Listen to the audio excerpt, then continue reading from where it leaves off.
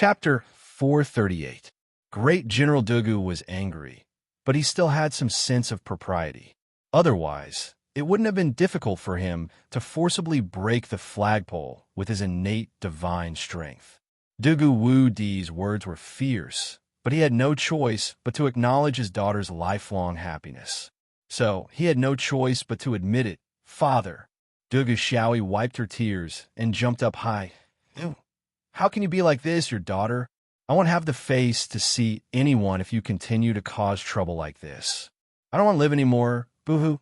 Dugu Wudi jumped up in fright and hastily let go of the flagpole. His face was aggrieved and nervous. Good Xiao-yi. Don't move. Don't hurt my dear grandson. You don't know how angry you are right now. Dugu Xiaoyi's face turned red. She twisted her waist and angrily said, You still haven't let him down. He's so high. What if he falls and breaks? Dugu Wudi rolled his eyes. This brat cultivation is at least at Shun Xian's level. How could he possibly fall and break? He hatefully said, It's good that he's broken. You come home with me first. The great general also knew what was good and what was bad. He thought, considering the Jun family's little thief's current strength, even the Dugu family wouldn't be able to shake him. This is a man who could fight 4 Shinxians by himself. He has climbed to the top of the flagpole and hasn't gone against me. This has given me enough face. My daughter is pregnant with his flesh and blood, but I can't provoke her. I'll go home first. But Dugu Wudi had a headache when he thought of the storm he would have to face once he returned home. His mind was racing, and he rolled his eyes. Then he pointed his horsewhip. Hurry up and bring that palanquin over. Hurry up. This palanquin belonged to the imperial envoy who had come to announce the imperial edict, and Dugu Wudi had brought it over as a matter of course. Jun Moxie took advantage of this time to slip down from the flagpole. He wiped the cold sweat off his forehead. The Dugu family was full of troublemakers. They were really too tough. However, he couldn't make things difficult for Dugu Xiaoyi for the sake of Dugu Wudi. Dugu Xiaoyi had already done everything she could. Was he, a man, supposed to dawdle and pretend to be reserved? Now that things had come to this, he had to marry her, even if he didn't want to. Otherwise, the Jun family and the Dugu family would completely break off their relationship. In fact, the Dugu family wouldn't be able to solve this problem for generations to come. It had to be said that although the little lass had put a lot of thought into this move, it was also extremely cruel. As a result, the two great families had no way out and no way to mediate. Even if she went home and found out that the pregnancy was fake, after doing it in front of so many people, the fake was real. This time, the little lass had made up her mind. Even Jun Moxie had made up his mind. Damn it, wasn't it just marrying another wife? Don't tell me that I don't have the capital. The little lass was still young, but she was a beauty. Moreover, she was passionately devoted to me. So, I wouldn't suffer a loss no matter what. Damn it, I'll just raise her up. Jun Moxie fiercely snorted twice. He looked at Dugu Xiaoyi's belly with malicious intentions. He didn't know what it was being propped up by. He secretly swore in his heart, Big brother will make her bulge up one day. What are you guys doing here? Dugu Wudi turned his head and realized that the people carrying the palanquin were dressed like people from the imperial palace. He opened his eyes wide and then realized, Oh, you're here to issue an imperial edict, right? Hurry up. This general is using a palanquin. You don't mind, right? Everyone looked at each other in dismay. Black lines appeared on their foreheads. The eunuch who issued the imperial edict had been knocked unconscious by you, and now you're doing this again. General Dugu finally understood what had happened after the explanation. He ran over and bent down to look at the unconscious old eunuch. He couldn't help but frown bitterly. This guy can't bear to push and pull. This general only casually pushed him. How did he become like this? What should we do? Everyone was left speechless. You're the one who caused this trouble. How can you ask someone else? Can't bear to push and pull. How many people in the Tianxiang Empire can withstand your push? Forget it, I don't care. Third brother Jun, you go back and ask His Majesty about the reward. Then, you take the reward home. I reckon that the reward will be a lot. Remember to invite me for a drink later. We'll drink your family's special wine. It's the kind that costs 10,000 gold. As for my side, I'll go back and look for my old man to settle this matter. You should also help your old man to say a few words to me. Don't let me get beaten. Well, that's all. I'll go first. Dugu Wudi casually said this. Then, he invited his daughter into the palanquin as if he was serving his great-grandmother.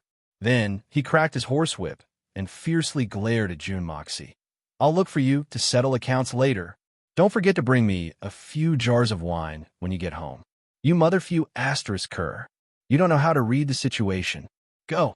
He clamped his legs, and the horse neighed as it galloped away like the wind.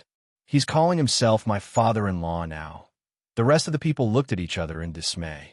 After all, everyone was familiar with this guy's conduct. So, they didn't find it strange at all. So, they sighed and waved their hands. Then, they walked towards the city gate. They hadn't even reached the city gate when they suddenly heard a commotion from inside.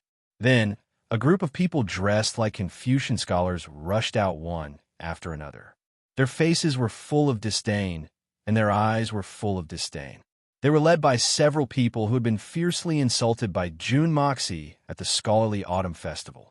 June Moxie's pupils contracted, his complexion sank, and his murderous intention soared. He looked at his side and saw that there were less than 100 people around him. There were only the young masters of the various families, and their guards besides himself and Jun Wui. There were also the carriages of Guanqing Han, Mei Shuyan, and Mei Qianqian. The people of the Dugu family had already entered the city with Dugu Wudi. The young masters were now looking at Jun Dashao with gloating eyes. You may be awe-inspiring, but you may not be able to stop the mouths of the people. Let's see how you die this time, Jun Moxie. Ha ha ha. Jun Moxie, a despicable person like you still has the face to return to Tianxiang City? The one who had spoken was tall and elegant. He had an indignant expression on his face. He was an acquaintance from the Scholarly Autumn Festival, Scholar Han Jidong. Jun Moxie had intentionally or unintentionally disrupted the Scholarly Autumn Festival. He had humiliated the scholars of the Wenxing Heavenly Literature Institute. And because of Jun Moxie, these scholars had lost the opportunity to leap into the Dragon's Gate. In fact, not a single one of them had obtained the opportunity to become an official in the imperial court. This was tantamount to Jun Moxie blocking their way to the top. It seemed that such a good thing wouldn't happen again in the future. How could these scholars, who had dreamed of high positions and generous salaries, endure this? What was the point of studying so hard for 10 years? What was the point of studying so hard at a young age? What was the point of learning martial arts and literature? However, Jun Moxie had allowed this batch of goods to rot in his hands. In fact, he hadn't been able to sell them. This was a heinous crime. Heinous beyond redemption. Jun Mo Xia had created a rare scandal at this time. So, how could the other scholars not throw stones at him when he was down? They wanted Jun Moxie to pay the heaviest price. Even if you, Jun Moxie, are thick-skinned enough to endure it, I don't believe that your sister-in-law is as thick-skinned. I'll curse you to death. Even if I can't curse you to death, the people's saliva will drown you to death. Therefore, the scholars tried their best to incite those who knew the truth and those who didn't. Everyone swarmed to the city gates. You want to enter the city? Fine.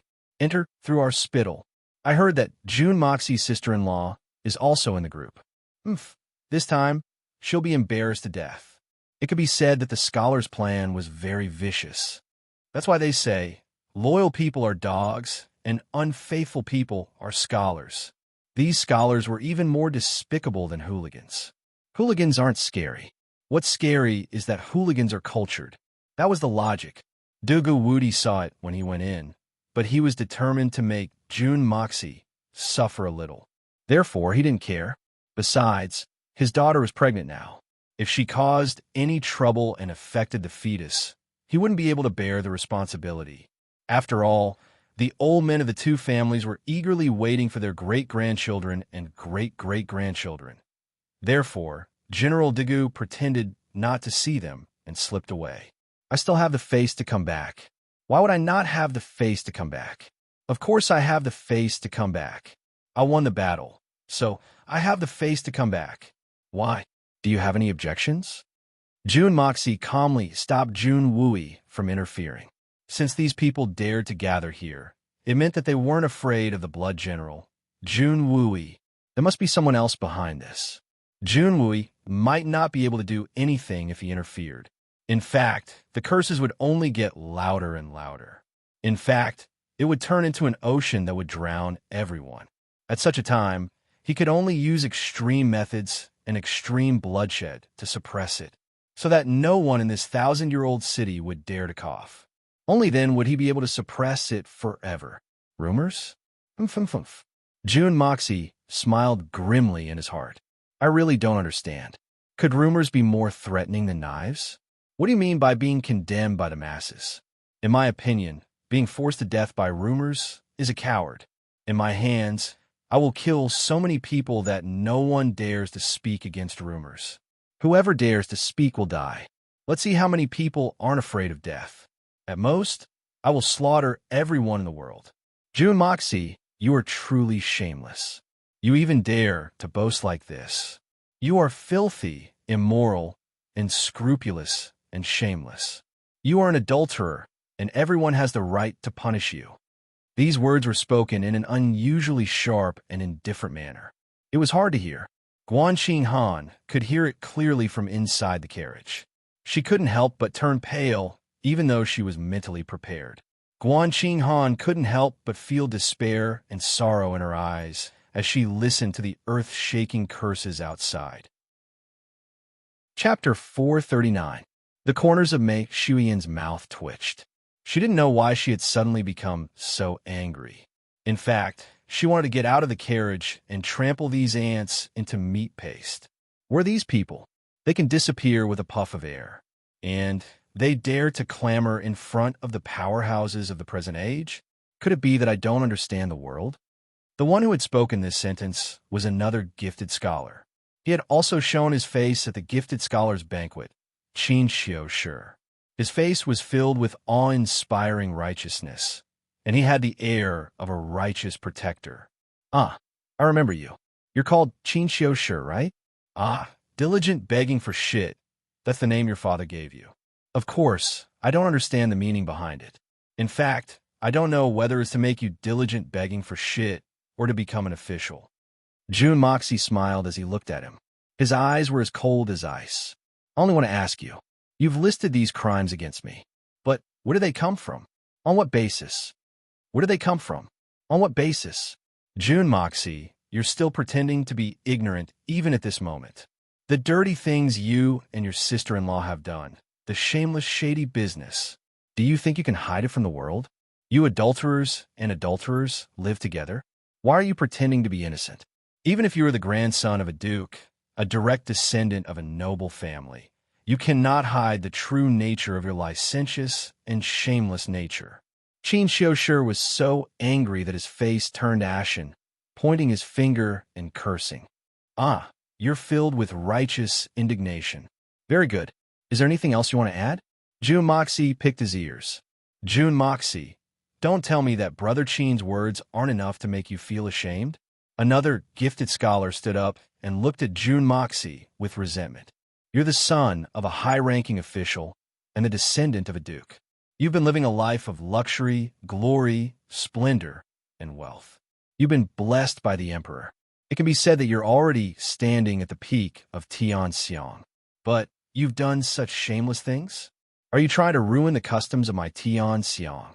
Do you know that because of you, our Tianxiang Empire has become the laughingstock of the surrounding countries? If you had even the slightest bit of conscience, you would have killed yourself out of shame. And now, you've appeared in front of the Tianxiang city's gates in broad daylight. And you've even put on an innocent face. You're truly shameless. Jun Moxie, how can you be so shameless? This scholar's name was Yin Feng, and he was also an acquaintance. Jun Moxie finally saw it. It seems like the Wenxing Heavenly Institute wants to fight to the death with me. Since that's the case, I'll give you another painful lesson. Encouraged by these words, the huge crowd behind them started to shout, Adulterers and adulterers, they deserve to die. Hurry up and die. So I have committed such a heinous crime June Moxie giggled and asked Yin Feng. Yin Feng, even if I'm shameless, what does this have to do with you? Why did you stand out? Rebels and traitors, adulterers and prostitutes. Everyone has the right to punish them. Why can't I stand out? I may not be as strong as you, and I may not be as strong as you, but our Wenxing Heavenly Institute still has an awe-inspiring righteousness. It's enough to make an evil thief like you feel ashamed and unable to show his face. Return peace to the world.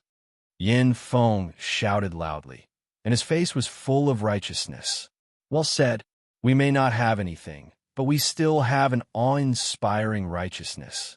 We must return peace to the world. The group of scholars cheered loudly. Everyone's faces had turned red with excitement. Jun Mo Xie looked at the increasingly heated atmosphere in front of him with pity. He could only feel an extremely tyrannical aura rising in his heart, filling his heart. Awe-inspiring righteousness. Ha ha ha. Jun Mo Xie suddenly burst into laughter. What a good, awe-inspiring righteousness. Your so-called awe-inspiring righteousness is to place yourself at the highest point of morality and then criticize others for their mistakes, right? Your so-called awe-inspiring righteousness is used to control other people's feelings? Your marriage under the awe-inspiring righteousness is based on the words of the parents and the words of the matchmaker? Your awe-inspiring righteousness is trying to force an innocent girl into a dead end.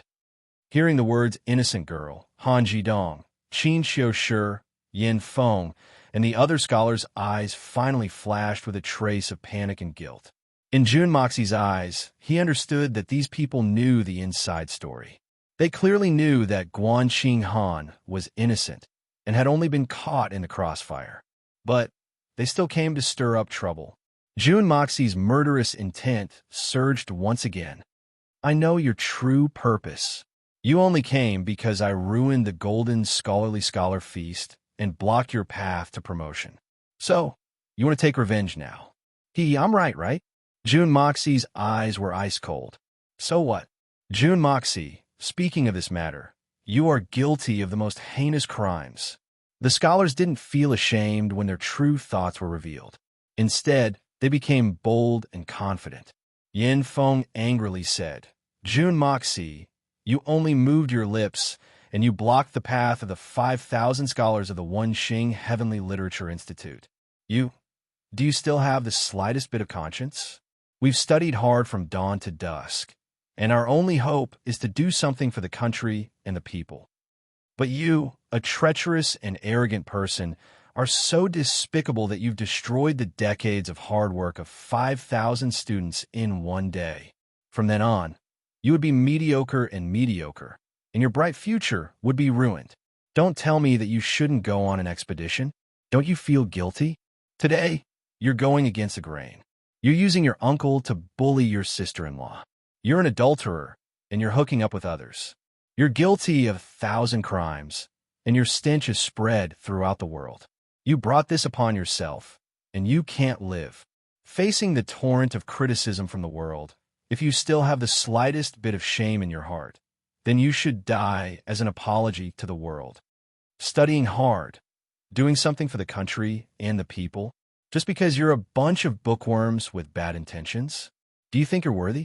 For your own personal grudges, you blindly seek revenge, implicate innocent and weak girls, and force people to their deaths.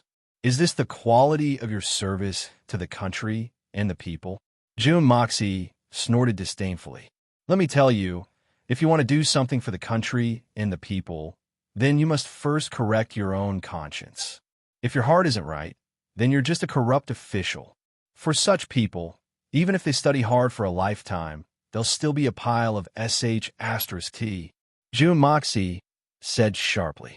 As for mediocre food, there's no need for that.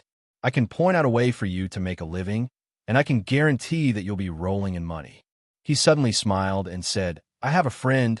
His surname is Wu, and he's called Wu Shanyan. Everyone calls him Wu Shanyan. He once said something about people like you. I used to think that he was a little too much. Now, I know that what he said was very reasonable. He said, prick your buttocks, hang your head from the beam, eat simple food, and feel indecisive. One day, when you get over it, you'll get 100 taels of silver. June Mo. Sia laughed heartily. That's why I said that your path is very broad. You only need to peel off that layer of skin of yours and hide your face under your butt. Then you'll be rolling in money. Although this path isn't very open at the moment, but the nobles of the various countries have already started to indulge in debauchery. And this is especially true for famous scholars like you. So, the market is very big.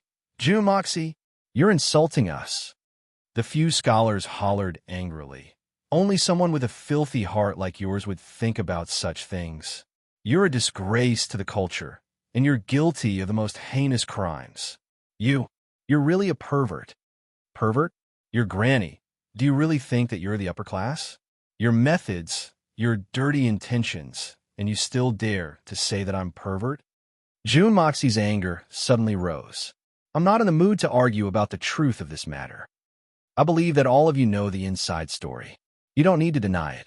Even if you really don't know, I have no obligation to explain to you. In my eyes, you're a bunch of dog sh*t, a bunch of complete and utter degenerates. Scholars? You're F***king scholars. A bunch of people selling their buttocks. I feel that you're filthy just by looking at you. Thousands of people started shouting and cursing at the same time. In an instant, the scholars' vulgarities were even worse than those in the marketplace. They were angered by June Moxie.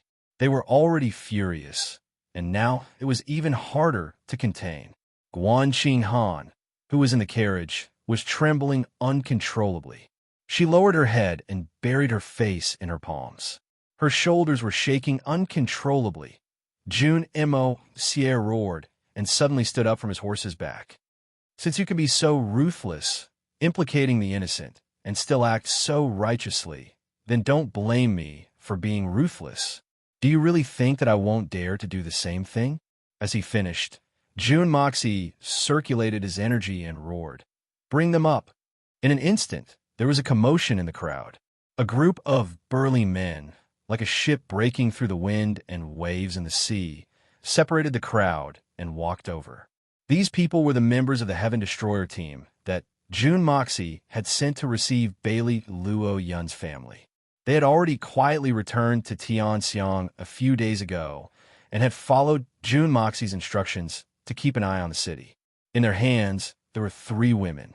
Their bodies were slim and their faces were beautiful. However, their faces were filled with fear. There were also a few people who were holding on to large dogs. There was even someone who was holding on to a large white pig. Yin Feng, Qin Xiushi, and Han Jidong's faces changed as they blurted out, "Wife." It turned out that these 3 women were their wives. I don't have time to talk to you about principles. You're not qualified and you're not worthy. I can't be bothered to talk to you about righteousness. That's because the righteousness that you think is not worthy of my discussion. I'll only give you 2 choices. June Moxie looked down at them with a cruel smile on his face. He was like an eagle looking at a group of rabbits. His expression was filled with arrogance and lawlessness. It was filled with cruelty and cruelty. The first choice. June Moxie stretched out a finger, immediately kneeled down and apologized to me. Then, I'll give each of you a tool. Take it and open the way for me. Shout, the 3rd young Master June is great. The 3rd young Master June is noble. The 3rd young Master June is the best. We welcome the 3rd young Master June back to Tianxiang. Chapter 440. June Moxie had been suppressing his tyrannical nature all this while. He suddenly let out a long howl, and his body spun in the air. A bright light flashed in the air, blood of yellow flame. Unsheathed. No, don't spare me. The burly man in mid-air hadn't even finished his sentence when he was suddenly cut into 2. From his waist down, his body fell to the ground with a splat sound. Even his abdomen had been cut open, and fresh blood flowed out like a huge ball of blood.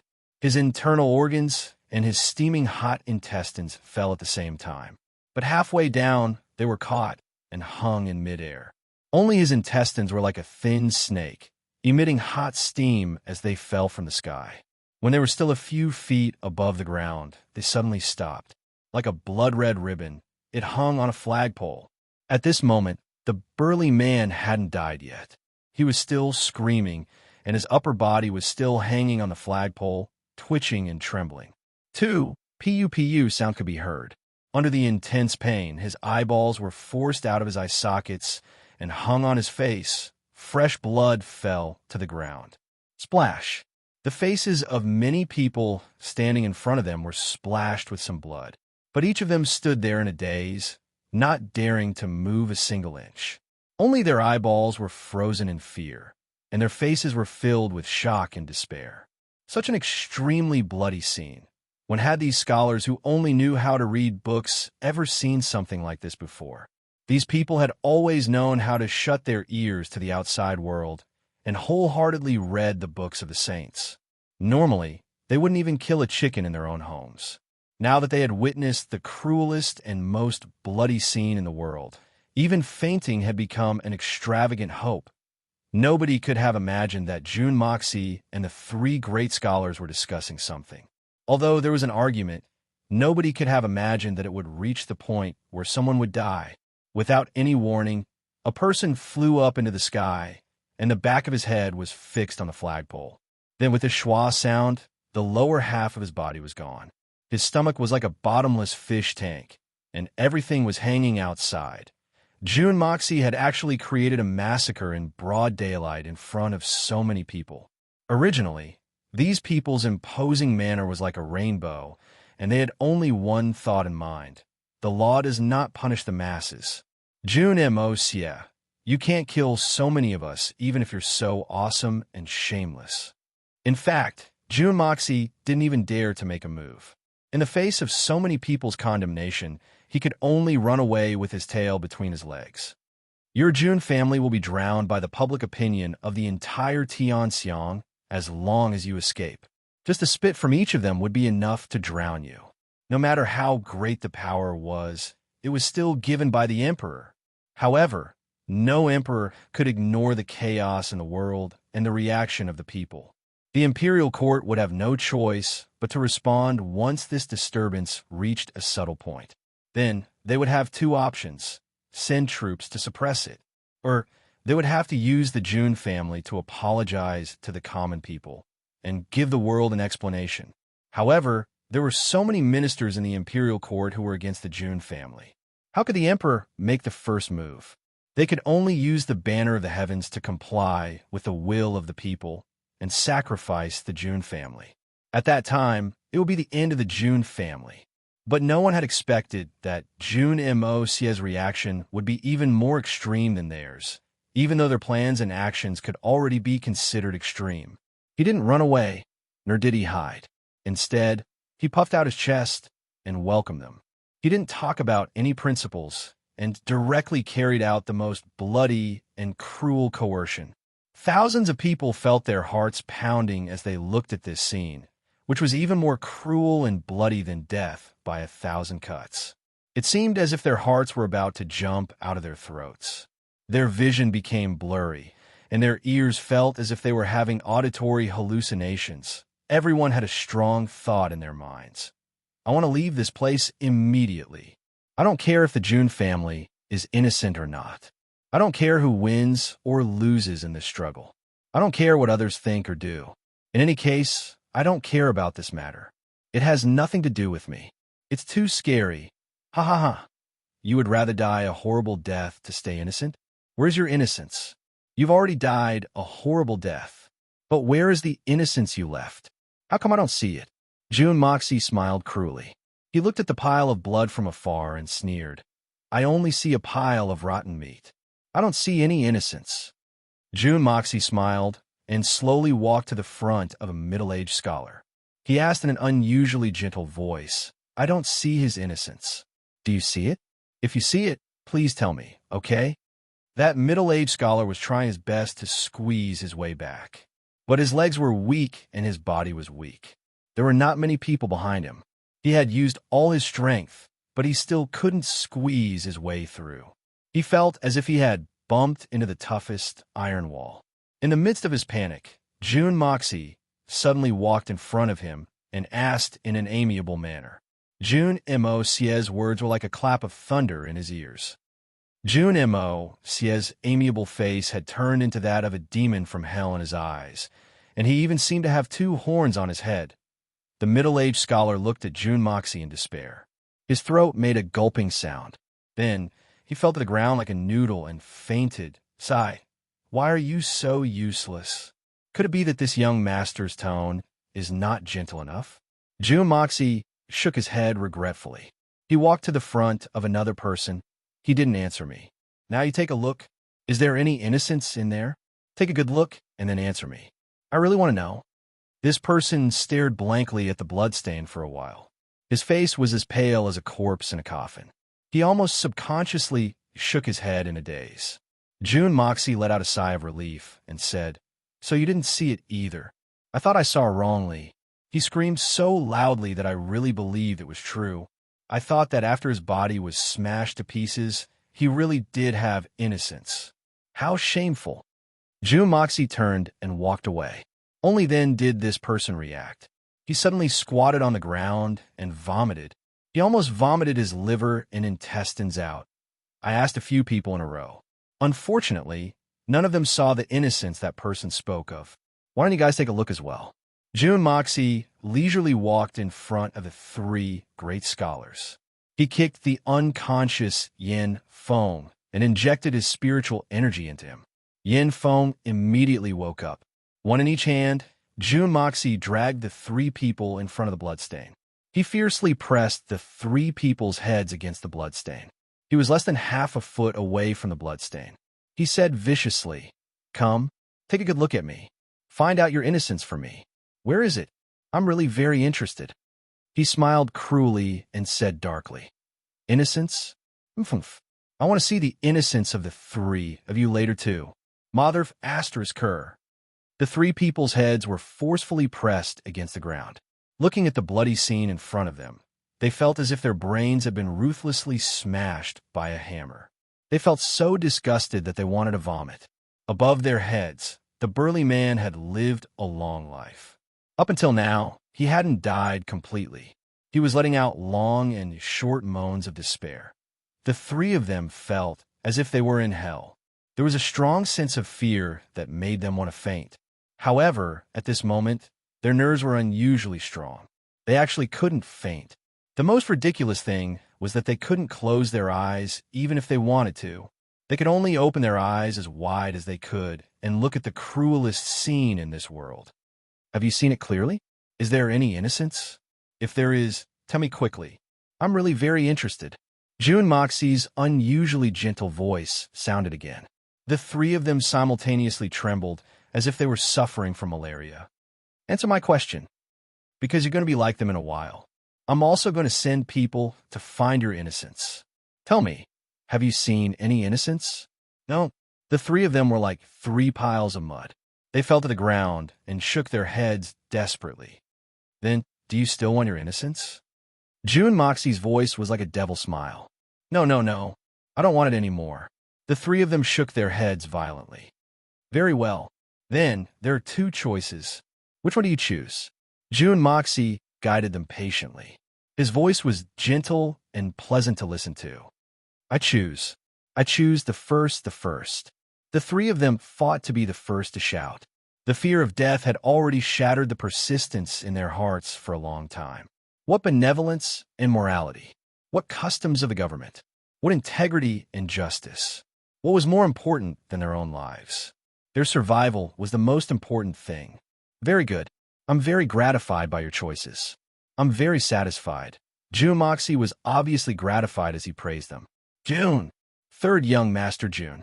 I know who's the mastermind behind this matter. Qin Xiushi suddenly raised his head and shouted in a hoarse voice. I'm willing to tell you. I only beg you to spare my life, spare our lives. It seemed that this gifted scholar Qin Xiushi had decided to forsake the darkness for the light under the pressure of death. He wanted to turn over a new leaf. However, this youngster was a smart man. He had already guessed that June Moxie wouldn't allow them to live after this matter was over. So, begging for mercy at this moment was an appropriate opportunity, even though it would be a loss of face. They might not even be able to see June Moxie's face after today. Spare your lives? I didn't expect that you would still have the guts to bargain with me. Truth be told, June Moxie hadn't thought about this matter. After all, he had never been a magnanimous person. A person would have to pay the corresponding price for doing something wrong. So, it would still be a mistake even if it was remedied afterwards. It wouldn't help. The mastermind behind this? June Moxie snorted twice. Do you think I don't know about it? I know better than you who the mastermind behind this matter is, but I'll think about sparing your lives. Now, open a path for me. June Moxie's voice was as cold as ice. He waved his hand and spun around. Then his entire body moved like a whirlwind. Nobody could see what had happened. He stopped, and three strange-looking things appeared in his hand. They looked like loudspeakers. However, they were much thinner than ordinary loudspeakers. These things were simple and crude. However, they were the first to appear in this world. They were the most primitive loudspeakers. Chapter 441. After June Moxie finished speaking, he looked at the dumbstruck crowd that still hadn't reacted in time. He chuckled lightly and said sinisterly, "You're still not leaving? Do you want to be like him? You'd rather die a horrible death in order to keep your innocence in this world? Anyway, I'm very interested in this innocence. Maybe you really have it on you. Hey, come on, take it out and let me see." Thousands of people stepped back in unison. Many people screamed in pain and fell to the ground in fright as they were stepped on by others. I'll say it one last time, and only this time. From now on, Tianxiang City, I won't allow this kind of thing to be heard again. June Moxie coldly glanced around and said in a voice as cold as the winds of hell, "Your mouths are on your bodies. You can talk about it in private, but that's your business. I won't forbid it, but as long as I hear it, I'll look for your innocence. The innocence of your 9 families. All of you get lost." June Moxie shouted. Suddenly, the crowd screamed in panic, and thousands of people rolled and crawled away in embarrassment. These lowly literati are delusional enough to cause trouble for me. June Moxie. June Moxie laughed heartily. Then his body suddenly floated up, and he jumped onto the top of the flagpole. Then he stepped on the head of the Meng family's man and shouted towards the entire Tianxiang city, "Are you tired of living?" His voice was like thunder and rolled throughout Tianxiang city. His surging momentum was accompanied by an unparalleled, murderous aura. It was as if a thunderstorm had crashed down from the sky and forcibly plowed a path through the city gate. June Moxie stood in the middle of the city gate, and the sun was shining down on him. His shadow was long and seeped into the city gate. It seemed as if he wanted to bring the ancient city into his shadow in one fell swoop. In front of him, there were thousands of people running like wolves, rolling and crawling to escape. June Moxie's aura was like a sword, like a knife, like a crazy devil, rushing straight into the city gate. Behind him, there were many people who didn't know the truth, but they couldn't help but be intimidated by June Moxie's shocking aura and made way for him. A wide and orderly road. June Moxie twisted his neck and looked at the city gate from the corner of his eyes. Then he waved his horsewhip in the air, and with a crisp crack, he tilted his head and snorted. "Follow me into the city. I want to see how many gossips there are in the Tianxiang city today.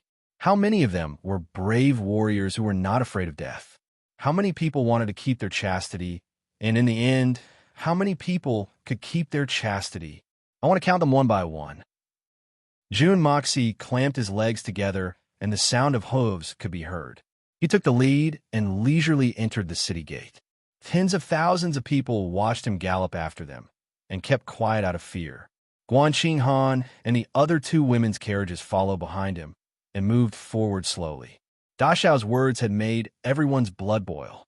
However, there were still exceptions, and Jun Wuyi was the only exception. Jun Wuyi squinted at June Moxie's tall and straight back and couldn't help but mutter, "Damn it, you keep saying that, but you don't even know how to turn around and look at me. You're putting me, your real uncle, in this position? This is too much." He snorted hatefully and sullenly followed behind the carriage into the city. June Moxie was riding on his horse. His body was cold and gloomy, and his face was gloomy. His body was straight, and his lips were slightly pursed. His sword-like eyebrows were slightly raised. Wherever he looked, there would be a commotion of panic. Suddenly, an unusually subtle but clear voice whispered, "I don't know what he's so proud of. He's committing adultery with his sister-in-law, and he's still so arrogant, shameless." Jun Mo Xie's body remained motionless as he rode on his horse. But a silver light flashed from his sleeve, and a skinny man was pulled out of the crowd with a bang sound. The young Master Jun had acted even more straightforwardly this time. In fact, he hadn't even asked any questions. He had simply waved his hand, and that man had been hung on the flagpole. There was a bloody hole in his throat, and the look of disdain on his face hadn't even disappeared yet. The golden light of Xianqi on this man's body only flashed once, and was immediately destroyed. He was obviously a Xianqi expert, and had hidden in the crowd to stir up trouble. However, he was relatively lucky, because he had already breathed his last the moment he was hung on the flagpole. Cries of alarm rang out from all directions, and the crowd once again began to retreat with all their might. They looked at Jun Moxie with endless fear in their eyes. Could it be that this brat had already gone mad? Was he really going to kill people so brazenly like what he had just said? At the back of the crowd, a few men were drenched in cold sweat, and they ran back with all their might. Their legs were practically jelly, and they quickly escaped.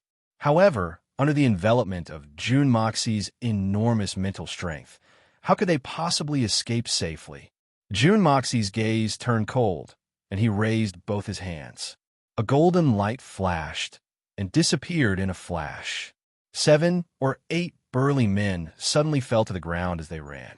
There was a small bloody hole in the middle of each of their backs. In front of each of them, there was a golden flying knife stuck into the bluestone ground. Under the sunlight, it shone with a brilliant golden light. A few members of the Heaven Destroyer team quickly ran over and picked up the flying daggers one by one, and respectfully returned them. Jun Moxie's eyes were expressionless as he reached out to receive them. The 8 flying daggers spun around in his hands, and as the golden light lingered around them, they mysteriously disappeared. He continued to advance with a calm face. His handsome face clearly had one sentence written on it. "I've said everything that needs to be said, and I will not repeat myself a second time. As long as someone dares to open their mouth, I will dare to kill. As long as you open your mouth, you deserve to die, and you must die. Absolute. No, no, sigh." In front of them, the 3 scholars grabbed onto Jun Moxie's special megaphone and shouted at the top of their lungs, as if they were crying, "The 3rd young Master Jun is great. The 3rd young Master Jun is noble, the best person in the world, the kindest person, and the most benevolent person. We welcome the 3rd young Master Jun back to Tianxiang." They shouted over and over again like a machine. In fact, they didn't even know what they were shouting. Their faces were streaming with tears, and their faces were filled with endless humiliation. But they didn't dare to act rashly. The shadow of death was still hanging over their heads. Their voices had become hoarse, and their throats had become swollen. But they didn't dare to stop. Their only goal at this moment was to survive. So, what if they suffered a little? Suddenly, 30 or 40 people appeared in front of them. They were the students of the Wenxing Heavenly Literature Institute. One of them greeted them in surprise. "Brother Han? Brother Yin? Brother Qin? What are you doing? Are you crazy? You're opening a path for that despicable villain." Qin Xiaoshu and the other 2 didn't dare to answer him. They could only give him a meaningful glance and signal him to hurry up. However, this scholar seemed to have suddenly understood something. He was filled with righteous indignation and said angrily, "Jun Moxie, you're a shameless bastard. You've committed adultery with a widowed sister-in-law. You're morally corrupt, but you're humiliating a talented scholar of Tianxiang. You've gone too far." Many people had seen the bloody scene on this side, so they had understood many things. So several of them stepped forward and tried to pull him back. However, this brat was stubborn. He continued to shout and shout. "Such a shameless bastard. Sherwin Chong will never forgive him. Jun Moxie's cold gaze swept over. Then, he raised his eyebrows and indifferently said, "Kill." A sword light flew out. It didn't matter who it was. It chopped the scholars who had blocked its way into two pieces. The scholar who had been shouting a moment ago had a look of disbelief in his eyes. Then he collapsed in a pool of blood. Jun Moxie spurred his horse and arrived in front of the scholar's body. Then, he sighed and said in a low voice, "Perhaps you really have the guts to do this. Perhaps you didn't want to make things difficult for me. But this is only a possibility, nothing more. You've appeared at this moment. But I have no choice but to kill you. A man's words must be kept. How can a man not keep his word? I made a promise.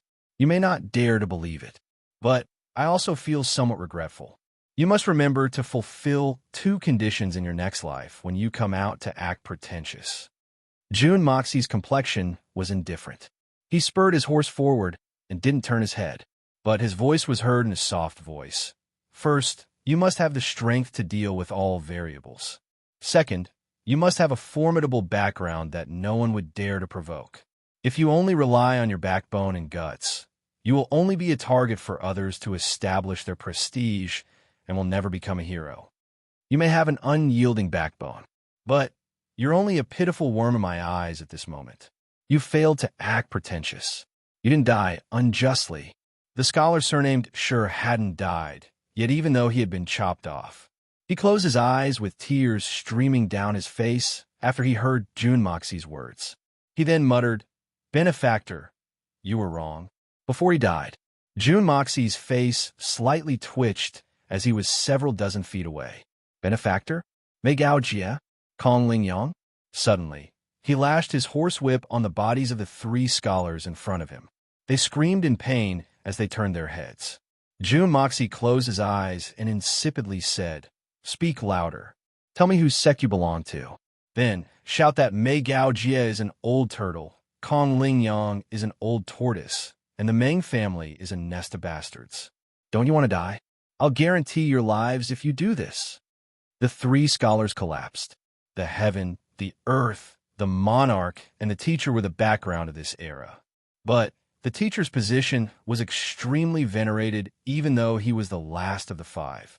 Mei Gao and Kong Ling Yang were the teachers of these three scholars. So they couldn't even consider whether the Jun family would drown in their spittle if they were to insult them in the street. After all, the three of them would drown first. And there's also the Meng family. Jun Moxie has remarkable abilities, and his methods are brilliant. He isn't afraid of the Meng family. But what about us? Oh my God, what kind of sin have we committed? Jun Wui spurred his horse forward and spoke in a deep voice. "Mo, Xie, this is too much. Be careful of the imperial court's interference." Chapter 442. Super Aristocratic Family? Jun Wui was speechless. His thoughts hadn't changed yet. Just like that, they became a super aristocratic family. They were still the same people. Not a single one of them had changed. And yet, they had become super? Jun Moxie Langlang smiled and continued. "Moreover, the royal family. I only lack the so-called real evidence. If I had the evidence, then it wouldn't be impossible for me to turn the entire Tianxiang city into a pile of ruins in an instant." The third uncle, the Silver Blizzard City's Xiaobu Yu, said that he had gone to the Bloodsword Hall. Even if it was the Bloodsword Hall, they were just an assassin organization. How could they have the ability to freely enter and exit an army of 1,000,000 soldiers, and that pass token? Third uncle, don't tell me you haven't thought about it. What does it all mean, and what is connected to it? Now that things have come to this, if we have too many misgivings, we'll only be at a disadvantage. After all, in comparison, we are still at a certain disadvantage. So, we must be strong at this time. Absolute power. Only then can we prove that we have a real backing behind us. Everyone was afraid to act rashly for fear of harming innocent bystanders. This period of time is our time. What we lack now is time. Even one day is enough to change everything. Jun Moxie's face turned solemn as he thought about the elixirs he had collected in the level 9 Xiandan. the Shindan. Everyone was ready, the herbs were ready, and Solitary Eagle was here. With the protection of the art of unlocking heaven's fortune, grandfather's advancement was unstoppable. Then, he would think of a way to promote Jun Wui to Shun Xian, and the Heaven Destroyer and Spirit Devourer teams under him will be promoted once more. Then, he would add in Bailey Luo Yun and Hai Chun Feng's forces. At that time, they could barely be considered a super aristocratic family. And now, although they boasted of being a super aristocratic family, they were only an empty shell. So at this juncture, they absolutely could not make any mistakes. Jun Wui's face convulsed painfully. What Jun Moxie said was exactly the thing that he had been suppressing for 10 years. It was something that he had been extremely suspicious about. She was also his other demon. How could Jun Wui not have suspected it? However, he really didn't want to believe that the Tian Xiang that his family had sacrificed everything for would treat him like this. This was not cowardice, but human nature. After all, the Jun family had bathed in blood on the battlefield to get to Tian Xiang. If he believed this cruel truth, it would be the same as destroying everything he had built with all his effort. To anyone, this was an unbearable burden in their life. However, don't act rashly before you have concrete evidence. Jun Wui lowered his voice. You can say that to me, but don't mention it to your grandfather unless you have solid evidence. His temper, of course. Jun Moxie smiled and said meaningfully, "Third uncle, you're not stupid. I'm not stupid either. Grandpa is not stupid either. You should rest assured that our emperor is not stupid either." Jun Wui heaved a long sigh. He didn't say anything and slowly retreated. Jun Moxie's eyes regained their ice-cold expression. He brandished his horsewhip, and three bang. Bang! Sounds were heard. The three scholars were hit by the whip, and their bodies twitched. However, they didn't dare to shout. Jun Moxie's gloomy tone was filled with murderous intention as he said in a heavy tone, "Shout for me." The three scholars scrambled to shout under the unprecedented murderous aura. "I'm Han Jidong, Yin Feng, Qin Xiushi from the Wenxing Institute. The third young Master Jun is great. He's noble. He's the best. We welcome the third young Master Jun back to Tian Xiang. Mei Gao Jie is an old turtle. Kong Lingyang is an old tortoise. And the Meng family is a nest of turtles." It was strange to say that the three scholars' curses had become smoother and smoother as soon as they had spoken those first words. Moreover, they had become more and more fluent in their curses. They had started to curse at all sorts of vicious and despicable things. However, this was because they had lost all sense of honor and shame after they had spoken those first words. So, they had started to pour out their curses in an unceasing and fluent manner. Jun Moxie was like a brothel keeper who had succeeded in forcing an innocent woman to become a prostitute. He was gritting his teeth as he laughed heartily. He was immensely proud of himself as he spurred his horse forward. The bystanders looked at him as if they were looking at a visitor from hell. Thousands of people's eyeballs froze at this moment. The Tianxiang city was in complete chaos. Jun Moxie's entrance into the city was like an unprecedented violent storm, and it had engulfed the entire Tianxiang city in a split second. All the aristocratic families had started to move the moment Jun Moxie had entered the city. Countless letters of impeachment had been sent to the imperial palace like snowflakes. Several old men had even entered the imperial palace in palanquins. The Duga family was watching the show. The Li family didn't make any movements. The Tang family was also silent. The Murong family had sent a few people to inquire about the situation. Then, they had disappeared without a trace. Grandpa Jun was sitting calmly on the fishing platform. He had proudly ordered the kitchen to prepare the best dishes and wine. His son and grandson had returned. So, he was prepared to drink to his heart's content. As for the matters outside, he had his son and grandson. So, why would he still need his father's help? It had to be said that Mo Xie's way of doing things was extremely daring. However, this was also the best way to deal with the situation. Since he was already standing against the world, then he might as well be arrogant to the end. The Jun family's ancestral precept: he who has a bird under his crotch must be a man. He who has an indomitable spirit must go to hell. Not bad, not bad. This time I will go to hell.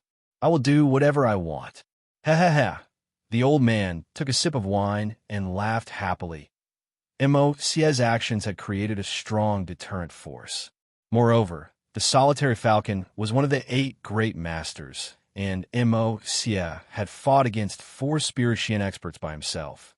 Moreover, the Jun family was backed by a mysterious expert who was considered to be the world's #1 expert. The Jun family's reputation as a super family had been thoroughly solidified. So, how could they possibly run away from it? The Jun family could finally hold its head up high. As for the mess in the imperial court, they could join forces with the Morong family and the Dugu family to suppress those poor people. That way, they wouldn't be able to make any noise. They could even be ignored. I'm in a good mood now. If I was in a bad mood, I would have exterminated them.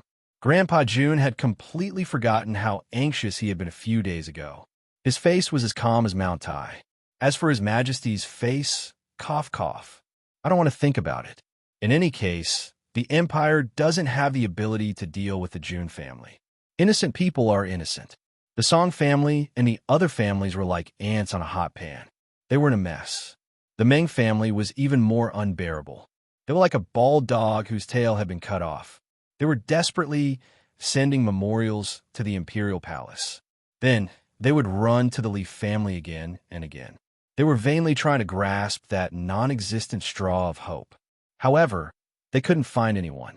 The Meng family's lord, Meng Yue, had returned from the Li family dejectedly when he heard the 3 great scholars cursing Mei Gao, Jie, Kong Lingyang, and the Meng family. He had asked to see them several times in a row, but to no avail. So, he had been left in a daze for a long time. Old Master Mei Gao, Jie had been waiting for the good news at home. However, he had fainted in anger when he had heard his proud disciple cursing him in the streets. The aristocratic hall's Fatty Tang had received the news that the young Master Jun had entered the city, and he had jumped up like a rubber ball. He had wanted to go out and greet the young master, but Hai Chun Feng and Song Shang had firmly held him back. The reason for this was very simple. Jun Mo Xie had solemnly instructed that Tang Yuan shouldn't get involved in the storm that would ensue after his return. Other people might not dare to touch the Jun family, but that didn't mean that they wouldn't dare to touch the Tang family. After all, the Tang family was the weakest of the Tianxiang's families. Moreover, Fatty and Jun Moxie were very close friends. But the Tang family's lord, Old Master Tang, was a die-hard supporter of the Tianxiang imperial family. So, it was better not to make things difficult for his brothers. So, Jun Moxie had to shoulder the responsibility for this matter. Alone in Tianxiang, Jun Moxie finally arrived at the Jun family's residence. He dismounted from his horse and walked up the doorstep. He was about to enter the residence when he suddenly turned around and gave his last order. Go. Smash all the Meng family's properties in Tianxiang City. Whether they're in the open or in the dark, I want them all smashed. Not good. I'll let Hai Chun Feng take over all of them. Just beat them up once. Keep an eye on the person in charge, and make sure that he's clean. If the Meng family isn't satisfied, tell them that Jun Moxie, said that they would take some interest first, and we'll settle the accounts later. 50 or 60 members of the Heaven Destroyer team complied in unison. They then rushed out. Take over all the Meng family's properties? And it's only a little interest? We'll settle the accounts later. Jun Wui rolled his eyes. He felt that he couldn't see through this nephew of his anymore. The emperor was frowning in the imperial palace. Mr. Wen was sitting opposite him. The two of them used to talk while playing chess. But the emperor wasn't in the mood to play chess and discuss the world at this time. He was deeply worried. The emperor's face revealed a trace of bitterness and helplessness as he looked at the mountain of memorials placed beside him. The contents of the memorials were almost the same. Request for the punishment of Jun Moxie. Request for the punishment of Jun Moxie. Jun Moxie is lawless and out of control. He has no respect for the emperor. He has caused chaos in the capital and shamed the world. He should be sentenced to death. Your Majesty, please make a decision. Request for the emperor to make a decision quickly. If this goes on, the country will no longer be a country. Request for the emperor to make a decision quickly. The emperor heaved a long sigh. Make a decision. I also want to make a decision. No one is more eager than me to get rid of June Mocia. But aren't you thinking too highly of me? A person should have some self-awareness, right? Jun Tian's strength was quite strong, but he was only at the peak of Tian Xian. He couldn't advance any further, and that's because the Blizzard Silver City wouldn't be able to tolerate his progress.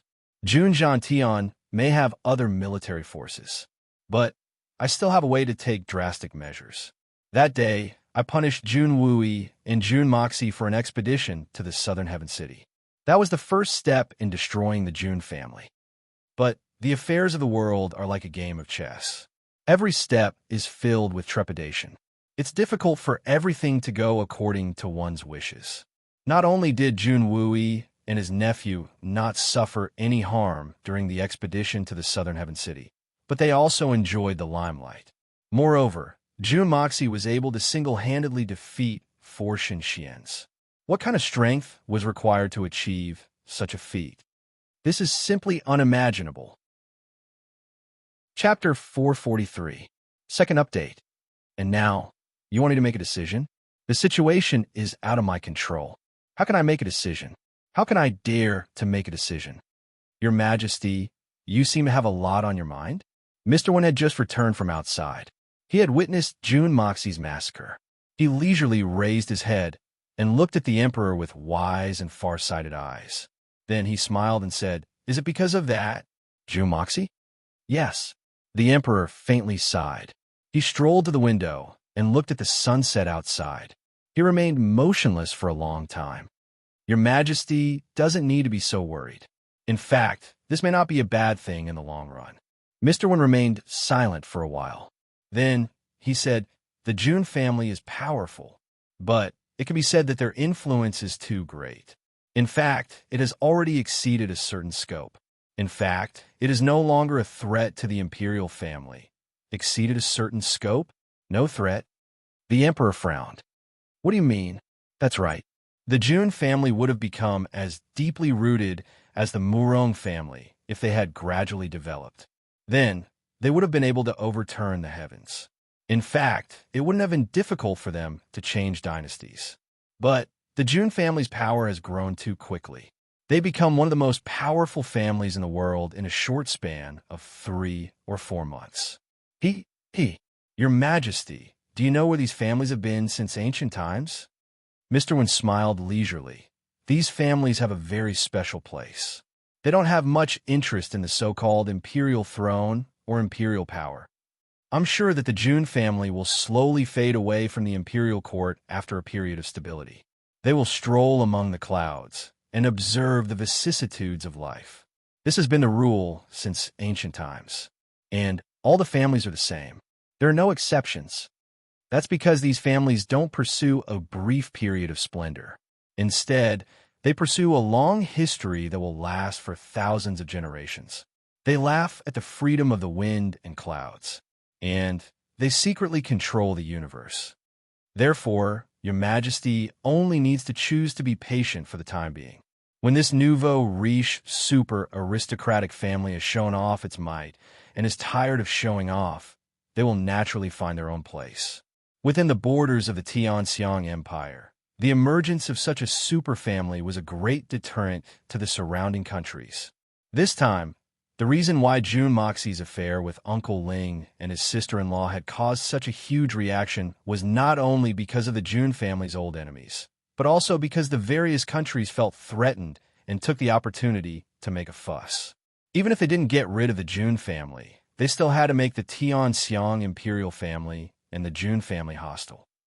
Otherwise, he chuckled softly, even if Uncle Ling's sister-in-law is morally corrupt, how could it cause such a big incident? Does that fellow Jun Moxie have a good reputation in the past? Your Majesty has always been wise and far-sighted. So, how could you think of the worst possible outcome? Jun Moxie may be unruly, but that old man Jun Tian and Jun Wui will certainly accept Your Majesty's goodwill. How could I not know what you're saying? The emperor stood with his hands behind his back. His complexion was bleak, but that's not the problem. The biggest problem lies in the Bloodsword Hall. The Bloodsword Hall? I remember that your majesty had mentioned that the Bloodsword Hall is one of the secret forces in your majesty's hands. So, I can roughly guess the truth of this matter with Xiao Buyu's confession.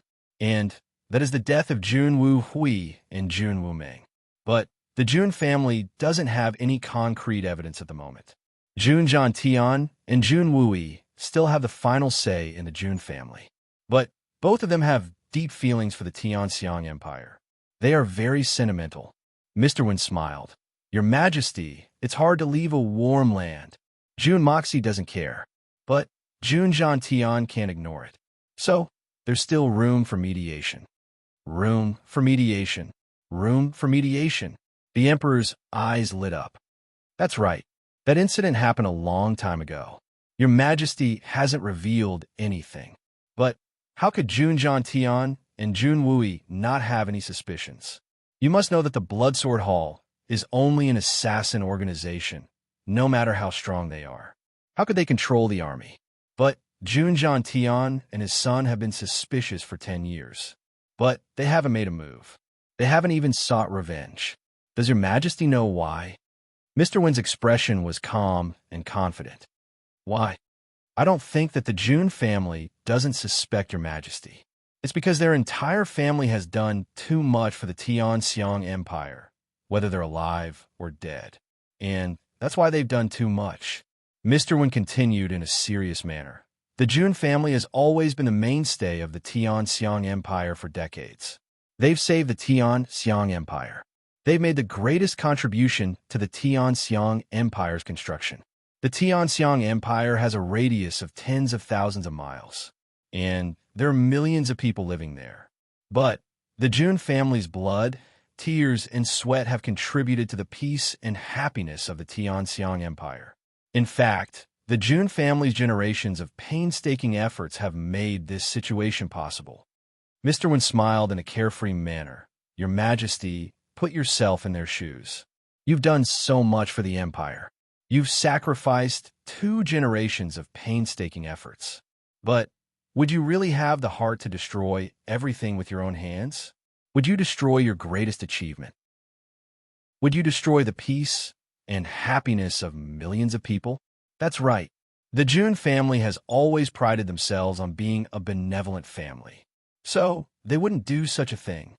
The Emperor's eyes flashed. His mind had broadened as he walked back and forth in excitement. However, there are some things that need to be explained. Your Majesty, I'll give you another word. Mr. Wen smiled mysteriously.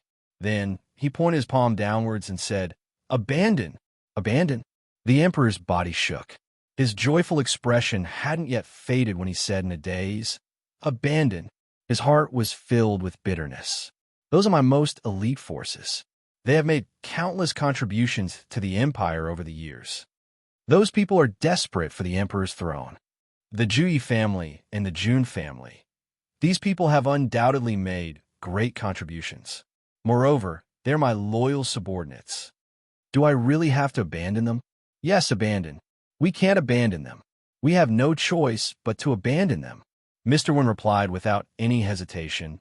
We must confront the Jun family if we don't abandon the Bloodsword Hall. But can the Jun family confront them? Can they dare to confront them? But the Emperor's throne may be secondary if the situation worsens. Your Majesty's life and the safety of the entire Tianxiang imperial family. The Emperor's face turned gloomy. His body suddenly swayed. Abandoning the Bloodsword Hall isn't for Jun Tian, nor is it for Jun Wui, but it's for Jun Moxie. Mr. Wen sighed and continued. Jun Tian and Jun Wui have devoted their entire life for the sake of Tianxiang. So, there's no need to doubt their feelings for Tianxiang. But these 2 men won't go too far, even if they're aware that Jun Wu Hui and the others are part of His Majesty's plan.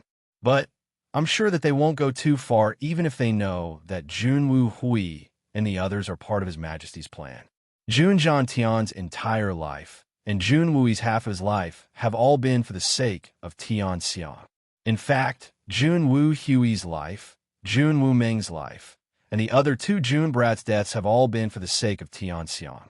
Tianxiang is the Jun family's spiritual pillar. It's their life's blood and sweat, and it's their greatest consolation.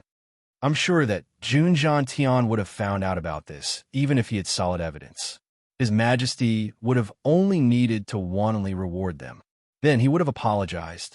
Then he would have sworn an oath that he would never betray them. And I'm sure that they would have pinched their noses and accepted it. But they wouldn't have done it for the sake of the country's people. Your Majesty, I can't be wrong.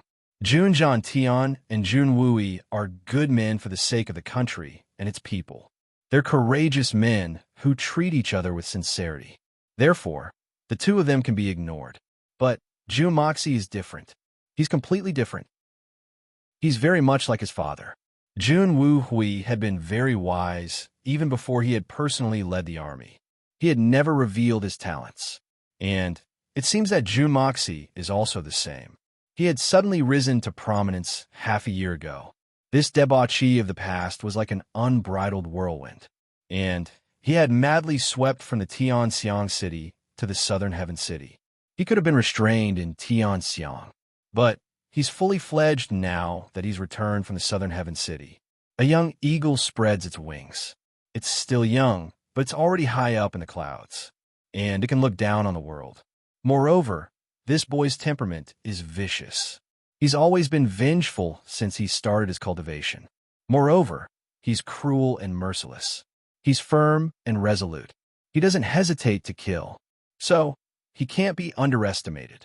Moreover, he has a powerful backer. So, he doesn't have any scruples. He does what he wants and looks down on the common people. It can be seen from the moment he entered the city that he doesn't care about the lives of the people in this world.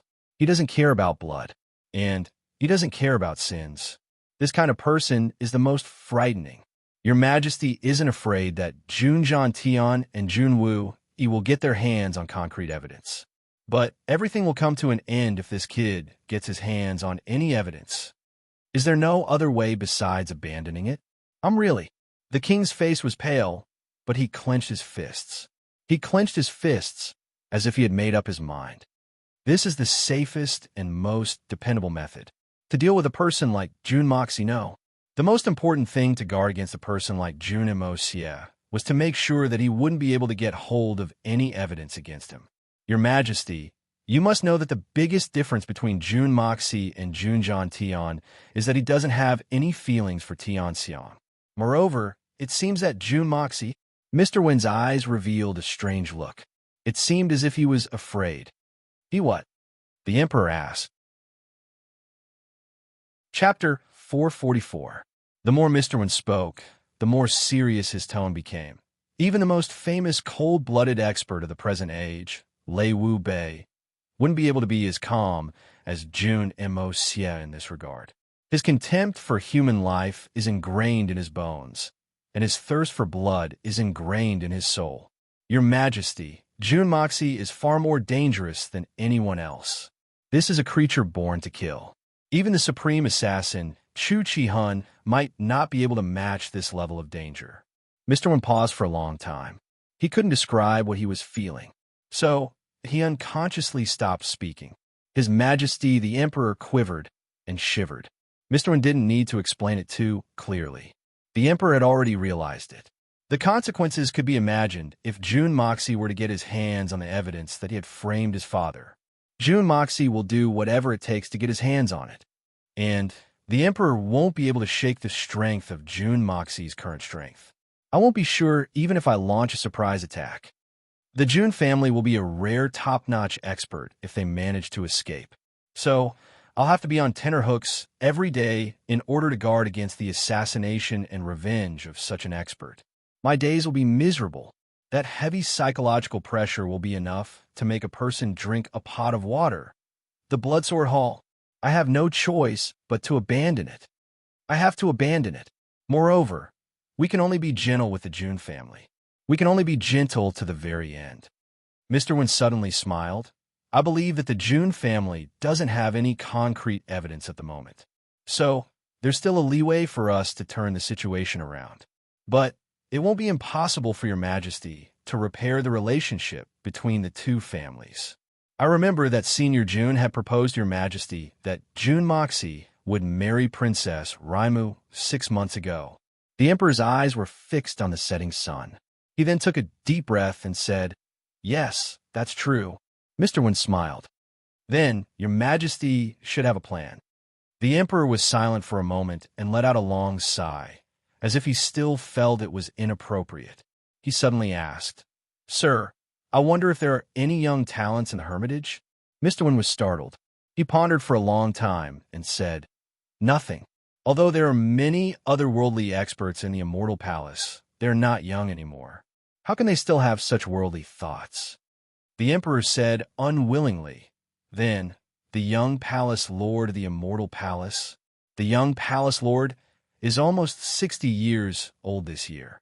Mr. Wen smiled bitterly. The young palace lord's son is 30 years old, and his grandson is only 5 or 6 years old. Moreover, the Immortal Palace Lord may not be willing to make an enemy out of the June family, even if the emperor wishes to establish a connection with the June family. After all, the strength of the June family is unfathomable. The emperor finally sighed and said, "That being the case, we have no choice but to let June Moxie benefit from it." Mr. Wen also sighed and said, "Your Majesty, you mustn't be too optimistic. It's hard to say whether the June family will agree to this matter. It's hard to send charcoal in snowy weather, but it's hard to add flowers to brocade." The room became silent. Neither of them spoke again. Then they sighed at the same time after a long time. Into the Dugu family, old man Dugu Zongheng's eyes opened wide like copper bells. He looked at his granddaughter, who had been graceful a few months ago. But now, she was walking down the palanquin like a penguin. She was swaying while holding her big belly. Old man Dugu felt as if all the blood in his body had rushed to his head. Dugu Xiaoyi's mother let out an ah sound. She couldn't believe what she was seeing. She covered her mouth, and tears started to fall down. Everyone was petrified with their mouths agape. Old man Dugu finally came back to his senses. He was like a crazy tiger in a cage. He circled around several times, but he couldn't find anything to vent his anger on. So, he suddenly roared in a depressed manner. Then, he ferociously pounced on one of his sons. Then, he started to beat up his 7 grandsons. He didn't care about his body or his head, and started to beat them up in a frenzied manner. He shouted and cursed as he beat them. His accent was very chaotic. Nobody knew what he was cursing. The heroes and legends rushed forward. The 7 bull-like men covered their heads and squatted down in a circle. Then they stuck out their butts. "Cough, cough. You can beat them as much as you want, but don't hit our faces. These 7 15th days of the 8th month will be dedicated to you." Great General Dugu Wudi covered his head and scurried away like a rat. Dugu Xiaoyi quickly came forward to mediate. The effect was very obvious wherever she went. Everyone stayed far away from her. In fact, they were afraid of touching her. That would be terrible. Therefore, Dugu Xiaoyi became more and more complacent. She ran here and there like a firefighter. In fact, it seemed as if she was playing a fun game. A large group of women followed behind her and shouted at her to stop. Old man Dugu Zongheng's anger wasn't a rare thing in the Dugu family. Dugu Xiaoyi had also gotten used to it. But Dugu Xiaoyi seemed to have gotten carried away. After all, it wasn't fun to tie such a thick pillow to one's body. Moreover, it wasn't very sturdy. But it couldn't stop one's body from running. Therefore, it was a miracle that one could hold on until now. Therefore, they held on for a little while. Then, the old lady had been staring at her granddaughter since she had come in. But she had suddenly discovered something that had shocked her. The old lady had felt something strange the moment Dugu Xiaoyi had come in. "Look at this girl. She doesn't look like what? Her eyebrows are tightly knitted. Her neck is straight. Her legs are long and slender. She doesn't look like she has lost her virginity.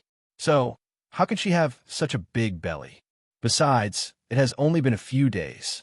So, how can she have such a big body?" The old lady's first impression was the strongest. Therefore, she couldn't figure out the mystery behind it. She was puzzled when she saw Dugu Xiaoyi's big belly slowly slide down as she ran. It started to slide from her chest to her lower abdomen. Moreover, it continued to slide down until it reached her thighs. The old lady's eyes suddenly opened wide. Dugu Xiaoyi had also sensed that something was wrong. So, she quickly and stealthily used her hands to support her lower abdomen. But she didn't dare to run wantonly anymore. Instead, she sneakily stuck her head out to look around. Everyone stop. What a scandal. The old lady angrily shouted as she slammed her dragon-headed walking stick on the ground. The old man and his grandchildren were happy to be beaten, so they were still fighting in high spirits. The one who was being beaten was shouting and yelling. It looked like a pig slaughterhouse. "Shout me! Come here!"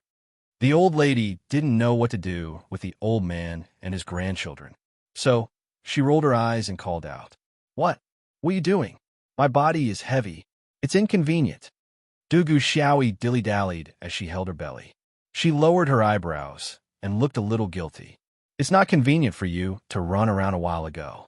Let me take a closer look." The old lady grabbed her hand and moved it towards her belly. Dugu Xiaoyi was startled. She spread her arms and jumped backwards. She was as nimble as a fawn. Then she vigilantly said, "Grandmother, what are you doing? This is your great-grandson. You must be careful."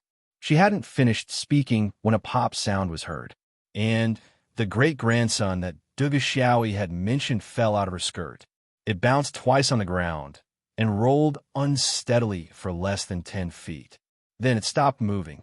It was a round pillow, and a lively and adorable kitten was embroidered on it. It was a long ribbon.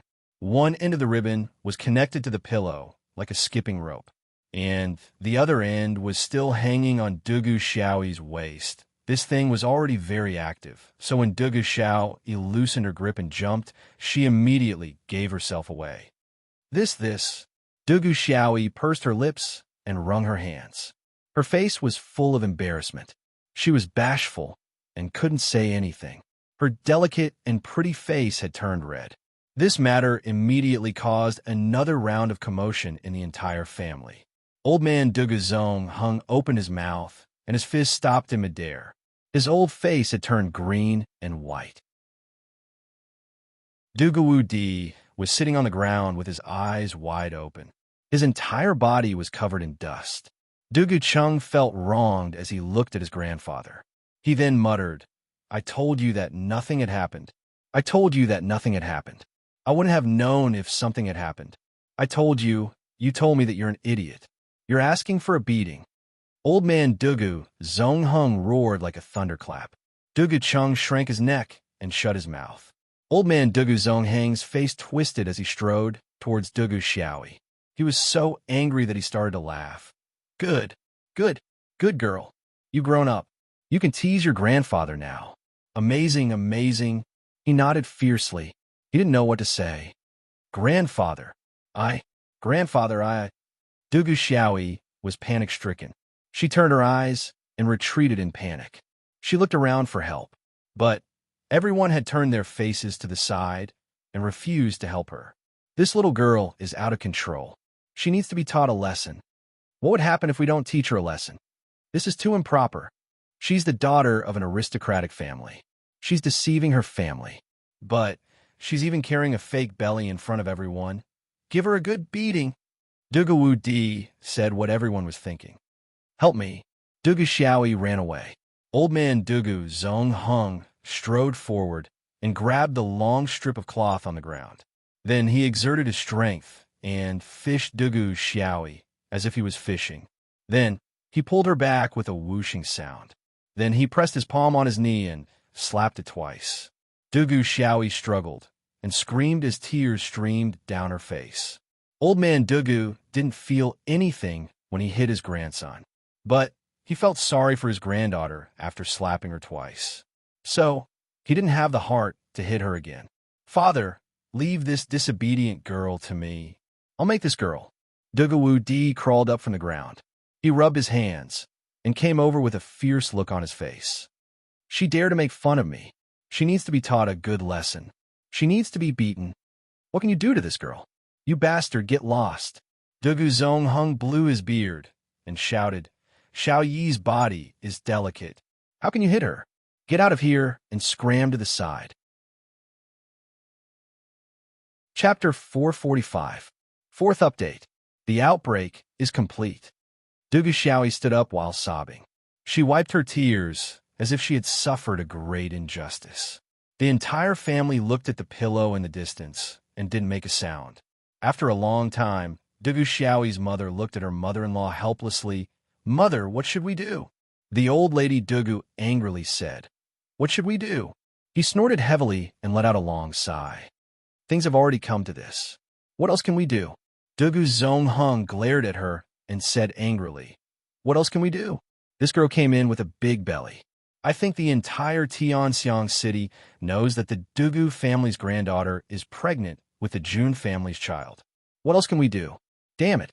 Such a thing actually happened in the Dugu family. This old man is indescribably angry. It's better to let anyone take advantage of her than to let that old man Jun take advantage of her. This is truly a misfortune for our family. "Father, you mean?" Dugu Wu Di spoke cautiously. He finally understood that the one who made the biggest mistake today was not Dugu Xiao Yi, but himself. It seemed that whatever he said was wrong. He had become a thorn in the old man's side. "I only gave birth to a daughter. I didn't do anything wrong." "What I mean?" "Bastard. What I mean in this family now. Can my opinion represent your daughter's opinion? If I say no, then wouldn't the Dugu family stink to the heavens? Can't you use your brain a little? Do you want to anger this old man to death?" "You idiot." Dugu Zonghung stomped his feet and cursed. Dugu Wu Di shrunk his neck and didn't say a word. "I'll get scolded no matter what I say. I won't say anything, all right?" "Why aren't you saying anything? Aren't you very capable? You still dare to play silent resistance with me? You've really grown up." Old man Dugu walked back and forth in a fiendish manner. His finger was pointing at the great General Dugu's nose, and his spittle was like a torrential rain.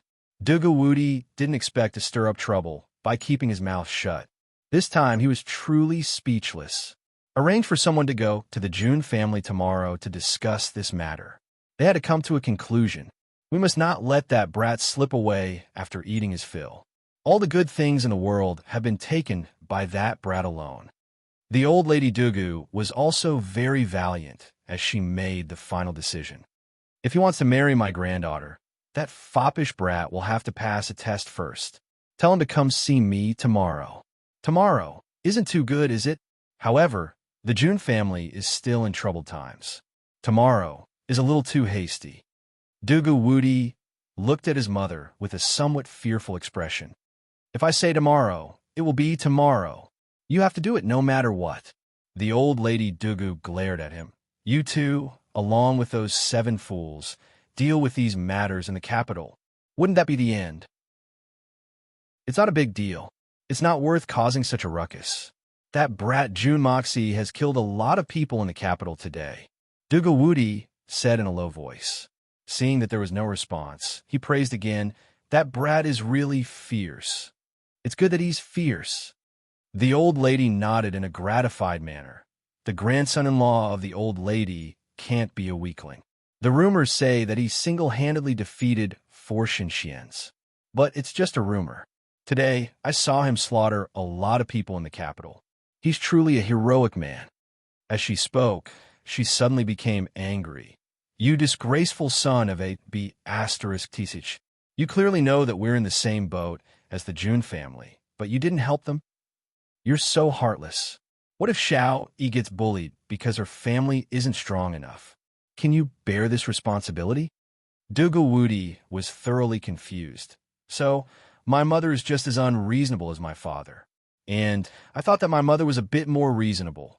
But she's already thinking about Dugu Xiaoyi's happy life after marriage. This mother's consciousness is too advanced. He watched as the group of women surrounded the old lady and Dugu Xiaoyi as they walked away. They seemed to be discussing the wedding ceremony, the matters to take note of when giving birth, and even the name of their great-grandson. Dugu Wudi and Dugu Zonghung looked at each other in dismay. They didn't know whether to laugh or cry. After a long while, old man Jun raised his leg and kicked Dugu Wudi's buttocks. "You scoundrel! Why aren't you going to help them? Why are you just standing here? Is it nice to look at?" Dugu Wudi hastily covered his head and scurried away like a rat. He secretly cursed in his heart. "Jun Moxie, you motherf asterisk cur! It's all because of you, you little scoundrel." The 7 heroes and legends rushed forward, didn't wait for their grandfather's gaze to land on them. They quickly stood up and followed behind Dugawudi in a majestic manner. The entire Tianxiang city was turned upside down by the people outside. However, Jun Moxie was holed up at home. He was single-mindedly preparing for Old Man Jun's advancement. This was a world where the strong were revered. So, it was better to increase one's strength as quickly as possible. As for those clowns outside, would they be able to run away? One must know that the monk could run away, but the temple couldn't. Jun Moxie wasn't in a hurry to take revenge. At the same time, let those people scare themselves in fear during this period of time. He first sent Guan Qinghan back to her courtyard after he returned home. Guan Qinghan suddenly called out to him as he was about to leave. Jun Moxie turned around in astonishment and saw Guan Qinghan standing at the doorway. Her stature was frail, and her face was somewhat thin. She looked into Jun Moxie's eyes. She was somewhat afraid. She was shivering. Moreover, she had a strong desire to seek protection. Guan Qinghan suddenly turned her head away when Jun Moxie looked at her. Then, a teardrop fell to the ground. Jun Moxie's heart trembled. This woman, this beautiful woman, this peerless beauty, who knew how much she had endured. How much suffering has she gone through? How much has she sacrificed? Who has empathized with her? Perhaps in this world, where men are supreme and women are like servants' clothes, only Jun Moxie, who came from the modern era, could truly see her suffering.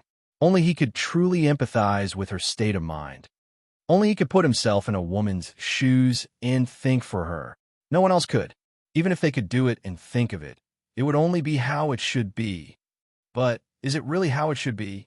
This woman who has always been as cold as snow and as proud as the moon is still a woman. She finally revealed her weak side. Perhaps Guan Qinghan's previous cold and aloof attitude was because she was helpless. A young girl who was used as a tool by her family to curry favor with the rich and powerful. From then on, her life was set in stone. Knowing that her fiancé was a hero, the young girl's heart was finally comforted. But not long after, the wedding date was set. She was only waiting to wear the red ribbon and marry into a rich and powerful family. Then, she would spend the rest of her life in peace. But bad news came one after another. Her fiancé had died in battle at a young age. She had just suffered a huge blow, but for the sake of her family, she married a memorial tablet. Among them, there was willingness and coercion. But wasn't that voluntary? Wasn't he forced to do it? If I stayed in the family, I would only be a tool to connect with another rich and powerful family.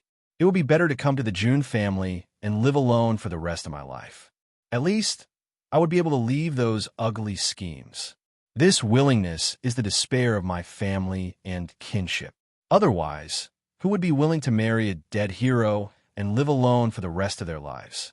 Young girls who were like flowers, like poems, like dreams, each with their own feelings, would rather marry a dead hero and live alone for the rest of their lives. But Guan Qinghan had no other way. She was in despair. Despair of kinship, despair of her family, despair of her own life. So, she came to the Jun family. Fortunately, the Jun family had treated her well. So, they had allowed her to live in peace for the past few years. But the Shuehan Manor incident happened at this time.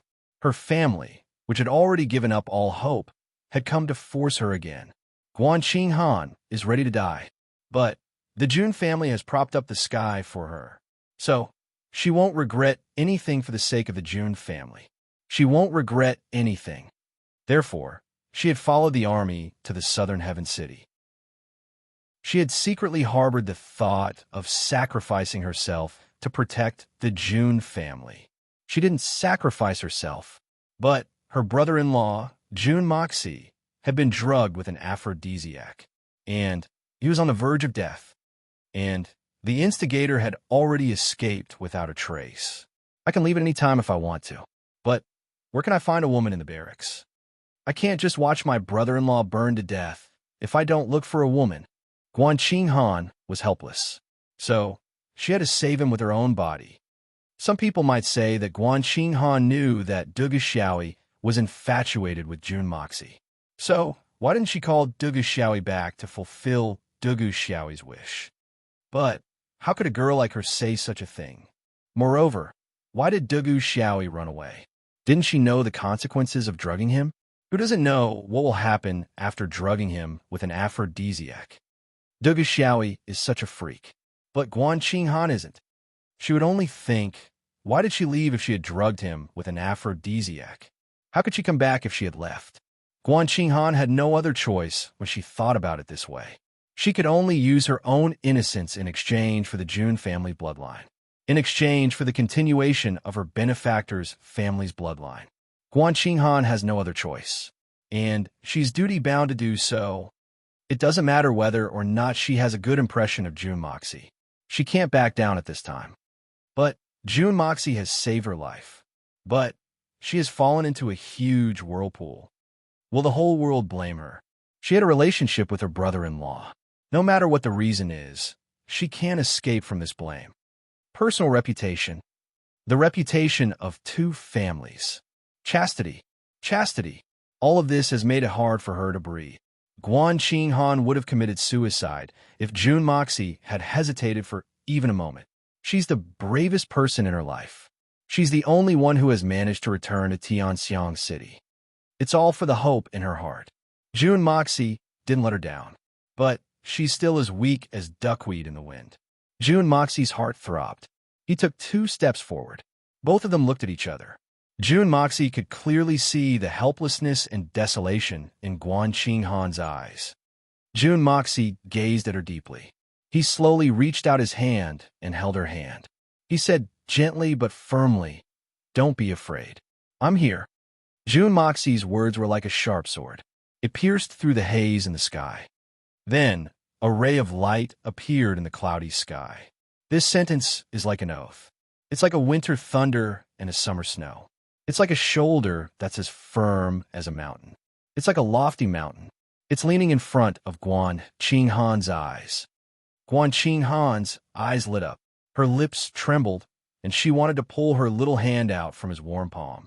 Although she doesn't want to. Jun Moxie didn't let go. Instead, he held her hand tighter. He said it again. "Don't be afraid. I'm here." Guan Qinghan didn't struggle anymore. She let him hold her hand. Her lips trembled. She didn't say anything. 2 streams of tears rolled down her cheeks. This pair of hands is so strong, so warm. Guan Qinghan's tears fell like rain. The day after tomorrow, my comrade is getting married in Beijing. We're having a get-together. Feng Ling will leave for Beijing tomorrow. Ever since he retired from the army, his comrades in arms have scattered. Some have sacrificed themselves.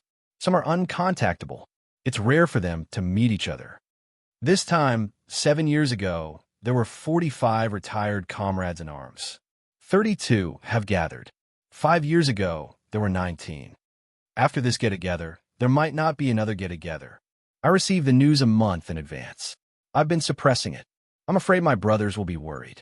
I'm also worried about whether I can last this month. I can't be delayed because of the get-together. Now I'm done. I'm not asking for leave. I'm not asking for monthly votes. I'm just saying. Chapter 446. After leaving Guan Qinghan's place, Jun Moxie took a detour to his own courtyard to check on Yi Gohan's current condition. After all, Yi Gohan Xianqi was crippled, his dantian was damaged, and he had suffered from severe internal and external injuries. Now, his physique was even weaker than an ordinary person's. It was unknown if Yi Gohan suddenly had a strong will to live, but his broken body was overflowing with vitality. This made Jun Moxie very surprised. A person's state at the moment was really beyond Da Xiao's expectations. However, Yi Gohan had already fallen asleep, so Da Xiao did not disturb him. Back then, he saved him mostly because of third Uncle Jun Wui's face. If not for third uncle's words that day, Even if Raimu begged him, it would not matter. The true reason why Yi Gahan was saved by Da Xiao was because of his love and selfless sacrifice for the love of his heart. The next location was back to the hall. Da Xiao thought for a moment and decided to prepare to help Grandpa Jun upgrade his cultivation level. This was not because Jun Moxie was too anxious, but because Jun Moxie had always believed in one sentence. Good things, especially delicious things, may not always be considered as his own once it is in his hands. There is a chance that it could be snatched away by others at any time. Only when it is completely digested can it truly be considered as his own. The peak level 9 Xiandan had caused such a huge storm in the past, attracting experts from all over the world. Naturally, it was a good thing that could be snatched away at any time. Moreover, the Jun family seemed to be holding countless advantages at the moment. They had a great advantage and could look down upon the entire Tianxiang. In fact, they could even look down upon the entire world. However, the young Master Jun clearly realized that the Jun family's foundation was very weak. In fact, it was far from being comparable to a genuine super family. It was just an empty shell to put up a strong front. The Jun family's greatest reliance was his virtual master. But that extremely powerful and mysterious master didn't exist at all. In fact, the Jun family didn't have a spirit Xian expert in the truest sense of the word. Moreover, Jun and Moxie had defeated 4 spirit Xian experts. The Jun family still needed a long period of accumulation before they could grow into a real super family. But right now, they needed a real Shun Xian master to appear in the family. Therefore, the matter of promoting the old master's cultivation level had to be put on the agenda as soon as possible. Jun Moxie led the confused Jun Zhan Tian and the solitary eagle into the bottom of the newly built tower. This was what Jun Moxie had specially requested when he was building it. It had to be exceptionally stable and sturdy. Moreover, the entire tower was made of granite. It was sealed tightly. Even if someone were to deliberately shout inside, they would not be heard by the people outside. His goal was to wait for this moment, because the power fluctuations of the level 9 Xiandan were too great. Jun Wu Yi had received young Master Jun's instructions in advance, and had mobilized the most elite troops to protect the entire pagoda from all directions after these 3 men had entered the pagoda. In fact, dozens of guards had been set up both in the open and in the dark. Jun Wuyi, Song Shang, and Hai Chun Feng, the 3 Tianxian masters, stood in 3 different directions in a triangular formation. They were on full alert, eliminating all possible interference. And the Heaven Destroyer and Spirit Devourer members, who were exclusive to Jun Moxie, were in charge of the innermost layer of security. Everyone was hidden in the dark with swords in their hands. The Xian beast tending crossbows in their hands flashed with a faint cold light. There were traps everywhere. Apart from a silk string trap and the poison smoke trap, there were also 7 or 8 hidden weapons that Jun and Moxie had used to soak in the poisonous water. As long as one took a wrong step in this dusky night, even if one was at the peak of Tianxian or even a Shun Xian expert, they would be consigned to eternal damnation. With this kind of combat power and this kind of ambush, even if a supreme master came to look for trouble, it would be as difficult as ascending to the heavens to break through these layers of defense. In the tower, when Jun Moxie took out that Xiandan, the extremely pure energy fluctuations caused Solitary Eagle to open his eyes wide. After a long while, he smacked his lips and said, "Damn it, the whole world was fighting to snatch it. I didn't even hesitate to come from the grasslands thousands of miles away. But I didn't expect this thing to stay in your hands so peacefully. It didn't even show its face. That thing we snatched, what is it?" That's a fake." Jun Moxie rubbed his nose and smiled without the slightest bit of embarrassment. "Actually, I felt quite embarrassed when I saw you fighting so fiercely for it that night." Solitary Eagle snorted and rolled his eyes. "Look at you smiling so slyly. Where's the slightest bit of embarrassment? Getting angry with you is a waste of my feelings. I can't be bothered. In any case, I don't really want this Xiandan. It's more important for me to hone my unique skills and improve my own strength. It's best if you don't mind." Such an open-minded Supreme Eagle would definitely be willing to guide my grandfather to advance. June Moxie laughed. After saying half of his sentence, his expression suddenly turned solemn. He turned to Solitary Eagle and said something. Old Eagle, I'm counting on you. These words of June Moxie could be said to be said with sincerity. After all, Grandpa June was June Moxie's first relative in this world. The advancement of his grandfather's strength was undoubtedly important. However, his grandfather's life was even more important. It didn't matter how much his grandfather's strength increased. In fact, it didn't matter if his grandfather's strength increased or not. However, his life was of utmost importance. Although Da Xiao was fully confident in this matter, June Moxie still asked for his help. It wasn't for anything else. It was to let Solitary Eagle know that I can't afford to fail in this matter. I can't afford to lose. I can only succeed. I can't afford to fail. Solitary Eagle's expression turned solemn. With a rare, dignified expression, he said in a heavy tone, Don't worry. Then he frowned and said, However, I won't be able to fuse this thing by myself. I will need the assistance of several special medicinal herbs. Any one of those medicinal herbs is... June Moxie flipped his palm. Suddenly, 3 kinds of medicinal herbs appeared in his empty palm as if he was performing a magic trick. 3 kinds of rare medicinal herbs. Heavenly stargrass, tricolored lingji, 9 xian root. 3 kinds of special medicinal herbs needed to fuse with the xiandan. All of them were prepared. Furthermore, the quality of each type was much better, far surpassing the normal standard. Solitary Eagle exclaimed in surprise. He carefully examined them and said, Kid, you're too resourceful. You even got all of these things. That being the case, there's no problem at all. Jun Tian realized that June Moxie wanted to use the 9th grade xiandan to forcefully upgrade his cultivation. He couldn't help but feel displeased. Xia, your grandfather is already old. What's the use of such a good thing? It would be a waste of such a rare treasure and a great opportunity.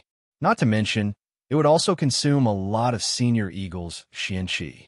If we must do this, it will be better for you or your third uncle to take it. Wouldn't that be a great thing for our June family? It would be even more powerful, but it would be a waste for me. June Moxie smiled faintly. His eyes emitted a deep emotion as he slowly said, Grandfather's words are wrong. It's precisely because I'm old that I urgently need this thing.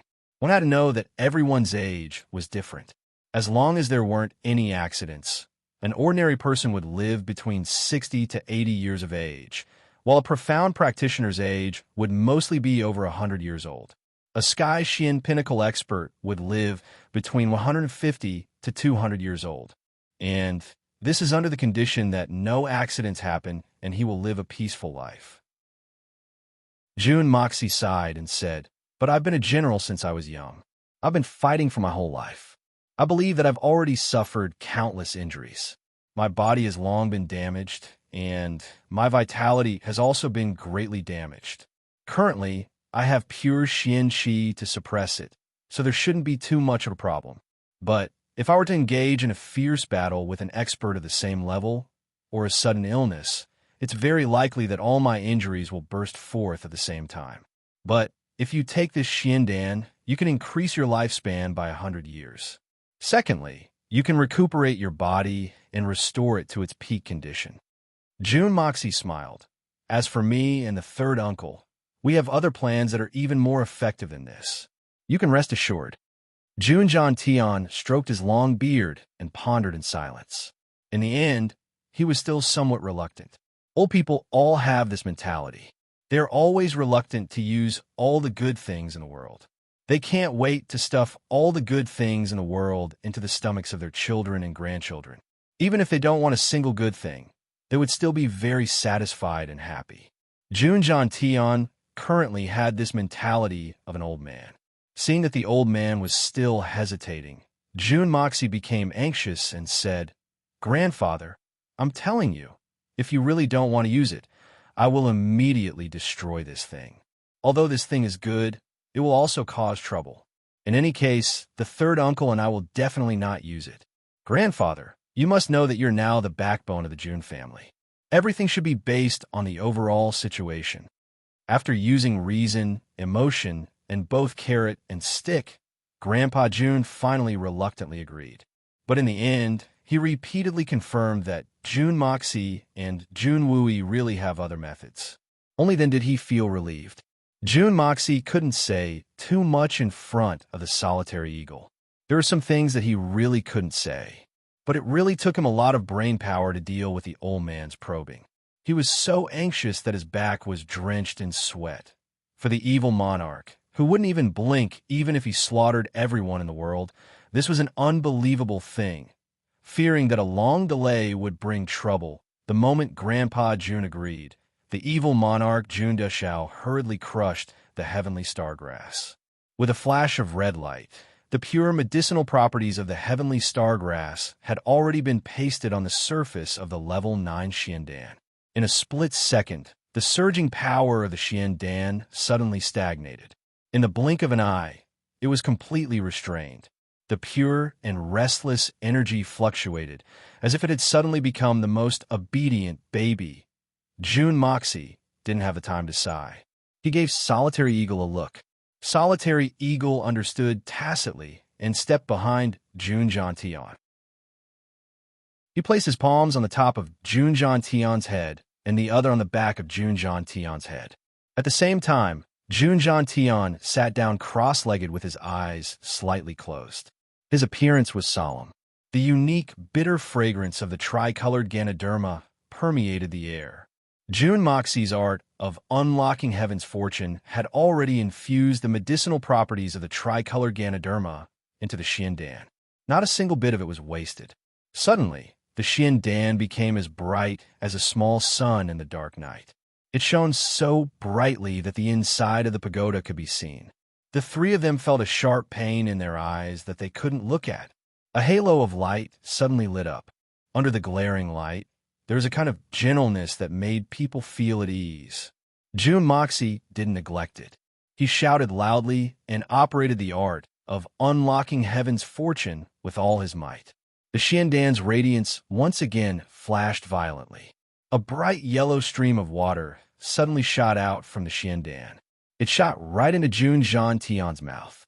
At the same time, the last remaining elixir in June Moxie's hand, the 9 Xian root, transformed into a stream of water of the same thickness. It flashed in the air and also entered June Tian's mouth. Not one bit earlier, not one bit later. Meanwhile, Solitary Eagle's supreme level strength was also fully activated. It continuously fused into June Tian's meridians. June Moxie finally heaved a sigh of relief. Everything seemed to be going smoothly. In fact, it could be said that he had already succeeded halfway. Whether it was the heavenly stargrass or the tricolored Ganoderma, June Moxie had selected the best of them. As for the 9 Xian root, he had used the most essential part of it. With the harmonization of these 3 elixirs in addition to Solitary Eagle's supreme level strength, there was no doubt that his grandfather would advance. At this time, June Moxie finally remembered to use his divine sense to check the surrounding movements. This was the most critical time. A slight disturbance could destroy a supreme-level expert and a Shun Xian who was on the verge of advancing. He couldn't be the slightest bit careless. To be honest, Solitary Eagle's willingness to agree so readily had somewhat exceeded June Moxie's expectations. With Solitary Eagle's experience, how could he not understand the degree of danger of this matter? It wasn't an advancement, but a disturbance.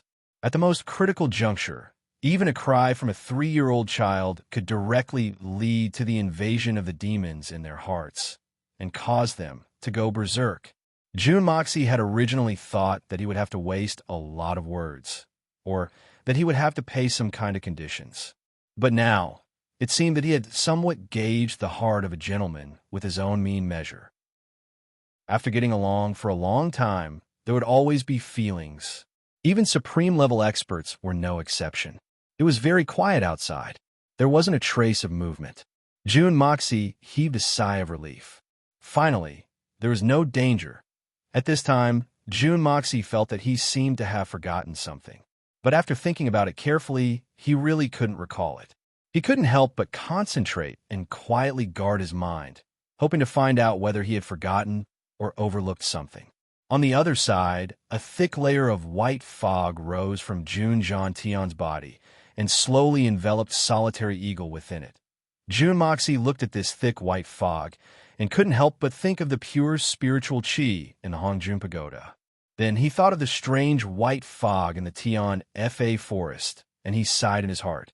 The world is really big, and there are really all kinds of strange things.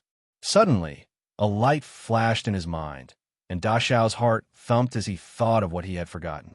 Mei Shuiyan, Mei Qian.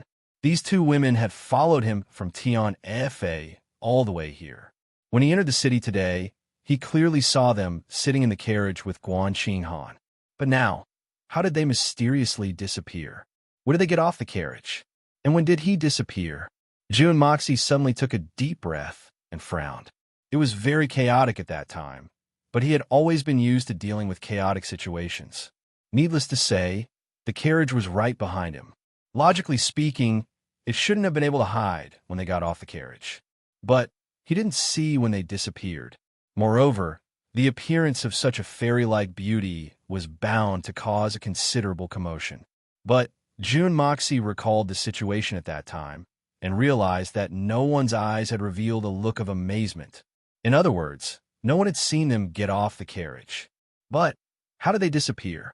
He had used at least a dozen methods to probe these two women along the way, but he hadn't found anything unusual. Could it be that these two women were so brilliant that even I couldn't see through them? What kind of strength does it take to escape from under my nose without making sound? How terrifying would that be? Looking at the appearance of these two women, even if they were older than me, they couldn't be that much older. Could it be that they are super experts who have surpassed the great masters? How nonsensical would that be? But how would I explain the current situation if they weren't? Jun Moxie knitted his brows, and a huge alarm bell rang in his heart. From their first encounter to their arrival in Tianxiang, all their interactions along the way had been carefully replayed in Jun Moxie's mind. He had deduced everything little by little from the two women's tiny movements and subtle expressions. Jun Moxie had finally discovered two suspicious points. The first one was that the green-clothed girl's appearance seemed to have changed a little during this month-long journey. It was only a change in the thickness of her eyebrows. But Jun Moxie had still discovered it when he had calmed down at that moment. The green-clothed girl had changed her appearance before. This was confirmed without a doubt. But why did she change her appearance? I'm part of the army, and I don't have much interaction with this kind of girl. Could it be that they're afraid of being recognized? In other words, I've seen her before. So who is she? That white-clothed girl, Mei Shuiyan, shouldn't have changed her appearance. This is very obvious. Moreover, her prejudice against me is also very obvious. In fact, she has often caused trouble for me along the way. This is also worth considering. Could it be that I've offended her before? But she didn't change her appearance. So, I haven't seen her before. So, how should I say that I've offended her? Moreover, I wouldn't have forgotten such a peerless beauty if I had seen her before. Moreover, they had confronted the Silver Blizzard City when we had first met. Jun Moxie let out a long sigh. These two women are definitely not ordinary people. But Jun Moxie still couldn't figure out who these two women were even though he had thought about it carefully. The green-clothed girl and the Qian Sun Serpent Queen must have some kind of relationship. Otherwise, how could there be such a coincidence when I've been constantly harassed by poisonous snakes? Even if they're not the Snake King, they must be sisters. There's no mistake about this. But who is the white-clothed girl? Mei Shuiyan. I've never heard of her before. Could it be that she's related to Lady Yu Air from the Spirit Fog, Lakes Enai, Chong Pavilion? At this moment, Jun Moxie suddenly had an inexplicable thought. I'm afraid that I'll have countless entanglements with these two women in my life. Or maybe it'll be troublesome, as for his luck with women. Although Jun Moxie felt that he was quite handsome, he wasn't narcissistic enough to think that any woman would fall in love with him the moment they see him. It's so complicated, but I can't find the slightest clue. This is really troublesome. Jun Moxie let out a long sigh. Why are you sighing? A voice sounded. Jun Moxie opened his eyes and saw Jun Jean Tian standing in front of him, looking at him with concern. Jun Moxie was delighted and asked, Grandfather, how do you feel? Did you successfully break through? Break through? Did you successfully break through? Grandpa Jun blew his beard and laughed heartily. This is a huge breakthrough. I never dreamed that I could reach such heights in this life. Indeed, Grandpa Jun's progress this time is simply unbelievable. Solitary Eagle said in a strange tone of extreme exhaustion. There was a faint trace of envy in his tone, as well as jealousy. At the final stage, your grandfather nearly sucked me dry. Supreme Solitary Eagle smiled bitterly. Coupled with the power of the Xian Dan and the power of the elixirs, this huge progress is rarely seen since ancient times. In just a few hours, Solitary Eagle smiled bitterly and said, This result makes this old man feel that I'm a fool who only knows how to practice martial arts for the rest of my life. Could it be that the progress is huge? Jun Moxie was ecstatic. It's more than just huge. Grandpa Jun was very happy. He smiled happily and said, Before the breakthrough, this old man was at the peak of Tian Xian and was on the verge of breaking through. The moment the elixirs enter my body, the Xian Dan enter my body, and Supreme Solitary Eagle activated as Xian Qi, I successfully broke through to the first level of Shun Xian. After that, your grandfather absorbed the power of the Xian Dan and forcefully broke through the barrier, reaching the second level of Shun Xian. Solitary Eagle sighed in disappointment, but it wasn't over yet. The effect of a Xian Dan had slowed down a little, but the power of the three elixirs had fiercely stimulated the Xian Dan to move forward. It surged forward little by little and rampaged through my meridians. I nearly died from exhaustion. It was with great difficulty that I managed to protect Grandpa Jun's meridians. But this old man suddenly realized that your grandfather's luck was extremely good. He was lucky enough to break through the third level of Shun Xian, and that's why he stopped. In other words, my grandfather's now at the third level of Shun Xian. He's only one level below that of Xiao Buyu. Jun Moxie became excited. He clapped his hands and chuckled. It's almost as I expected. I thought that I could reach the second level of Shun Xian, but I've unexpectedly advanced by one level. What advanced by one level? Shun Xian is at the beginning of the second level. Then he's at the middle level. Then he's at the beginning of the third level. Your grandfather is now at the third level of Shun Xian. Damn it, I'm so lucky.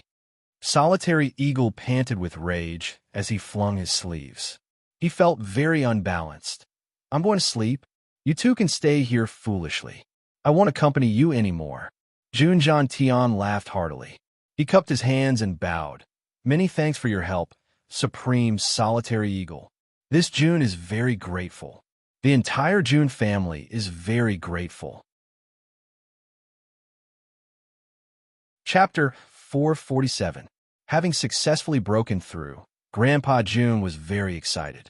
After talking for a long time, he noticed that his grandson was covering his nose and stammering. He had a rather uncomfortable and sullen look on his face. His eyes were constantly sizing up his body. Grandpa Jun could not help but feel suspicious. Could it be that my body is covered in dust? Is there need to look at your grandfather like that? He subconsciously looked at his body and found that he was covered in dust. It should be because there was no dust, but because his body was surrounded by stains. The loose robe on his body was sticking to his body, and the original white robe was now covered with a thick layer of unknown stains. The color of the stains could no longer be seen. At the same time, he felt that his body was wrinkled and uncomfortable. Grandpa Jun used to be a general and didn't care about these things. But now, he was the Duke of Tianxiang and had been living like a prince for many years. Moreover, in recent years, he had cultivated his mind and body and had developed a bit of misophobia, especially in front of the younger generation. This time, he had made a fool of himself. Grandpa Jun couldn't help but cry out in alarm and disappeared with a whoosh, leaving behind a sentence. This old man is going to wash up, and we'll be back soon." June Moxie laughed involuntarily. This situation was originally normal. The old man had successfully broken through the barrier of the peak of the sky profound realm, and he had even broken through several levels in one go.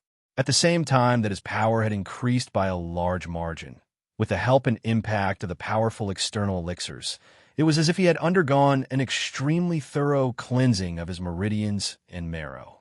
All the impurities that had accumulated in his body over the past few decades were all expelled. Adding on to the old injuries that had accumulated for many years, all the future troubles were basically cleared away in one go. If there were no such impurities, Da Xiao would have suspected that there might be some flaws in his grandfather's breakthrough. After this, June Moxie was sure that with Jun Zhan Tian's current body, living to 200 years old or even more wouldn't be a problem. Moreover, his body's ability to protect itself had been greatly enhanced. If he were to use his current body to practice the wonderful martial arts in June Moxie's memory, he would even be able to fight against a supreme expert. June Moxie finally put down one of his worries. A sincere smile appeared on June Moxie's face. He was gratified and happy. In this world where the fist was the strongest, this was the only way to ensure the safety and happiness of the family. What is the purpose of a man's life? It was said that everyone would be destroyed if they didn't look out for themselves. However, at the end of the day, everyone lived for others. They lived for the people who cared about them, the people they cared about, and their loved ones. In his previous life, he was lonely and destitute. Saying that he was living for himself was actually a perfunctory way of saying that he had no other choice. Because he wanted to live for others, but there was no such person. He could only live with the little faith in his heart. Who is worthy of me, the evil monarch's sacrifice? Sacrifice for her? Whether it was robbing the rich to help the poor, punishing the wicked, or for their own country or their own people. In short, it was a belief that supported him.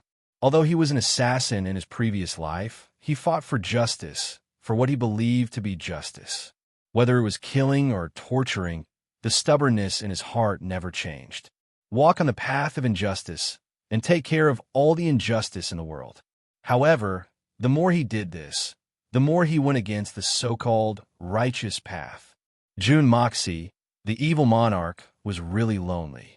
That kind of powerlessness was not something an ordinary person could understand. However, in this life, he unexpectedly had a real family that belonged to him. When June Moxie recognized his new identity, he truly accepted this family.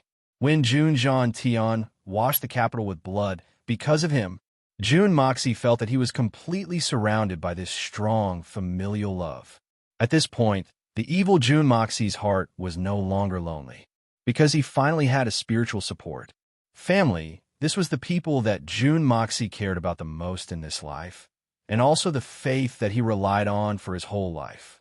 If possible, June Moxie would do everything in his power to make his loved ones live a long and healthy life, and live a happy and peaceful life.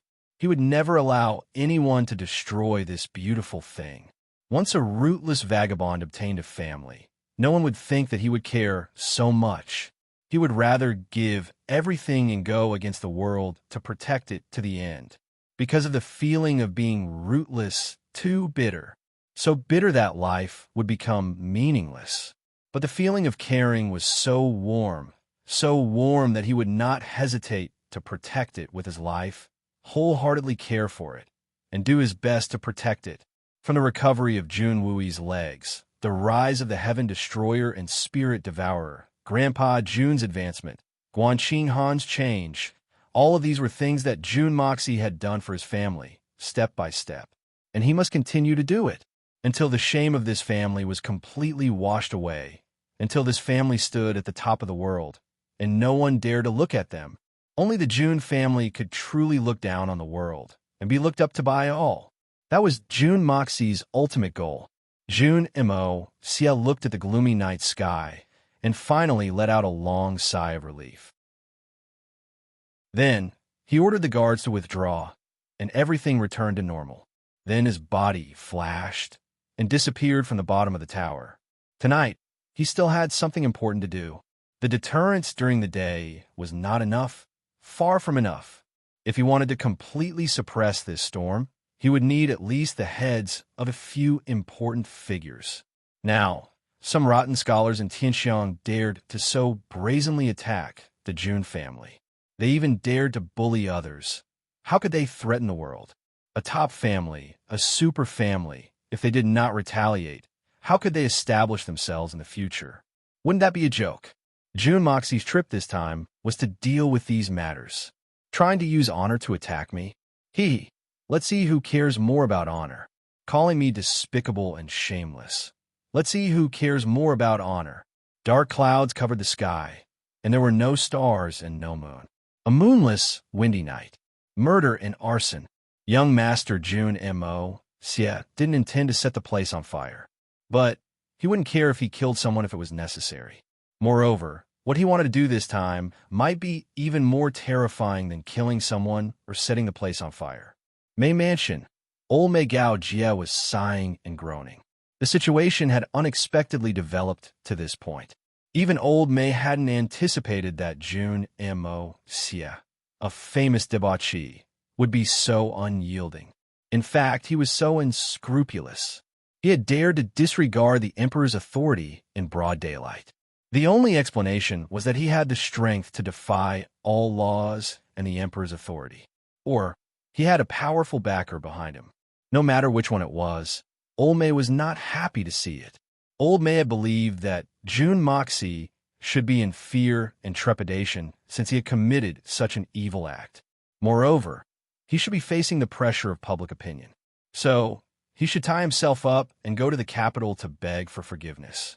Then, he should wait for His Majesty to deal with him. Then, the officials would be furious, and the military would retaliate.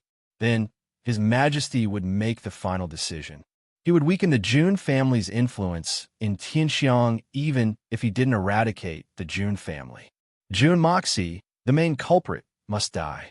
Even though old Mei had some respect for Guan Qinghan, he couldn't tolerate her. Wouldn't it be the same as slapping his own mouth if he let Guan Qinghan off with such a scandal?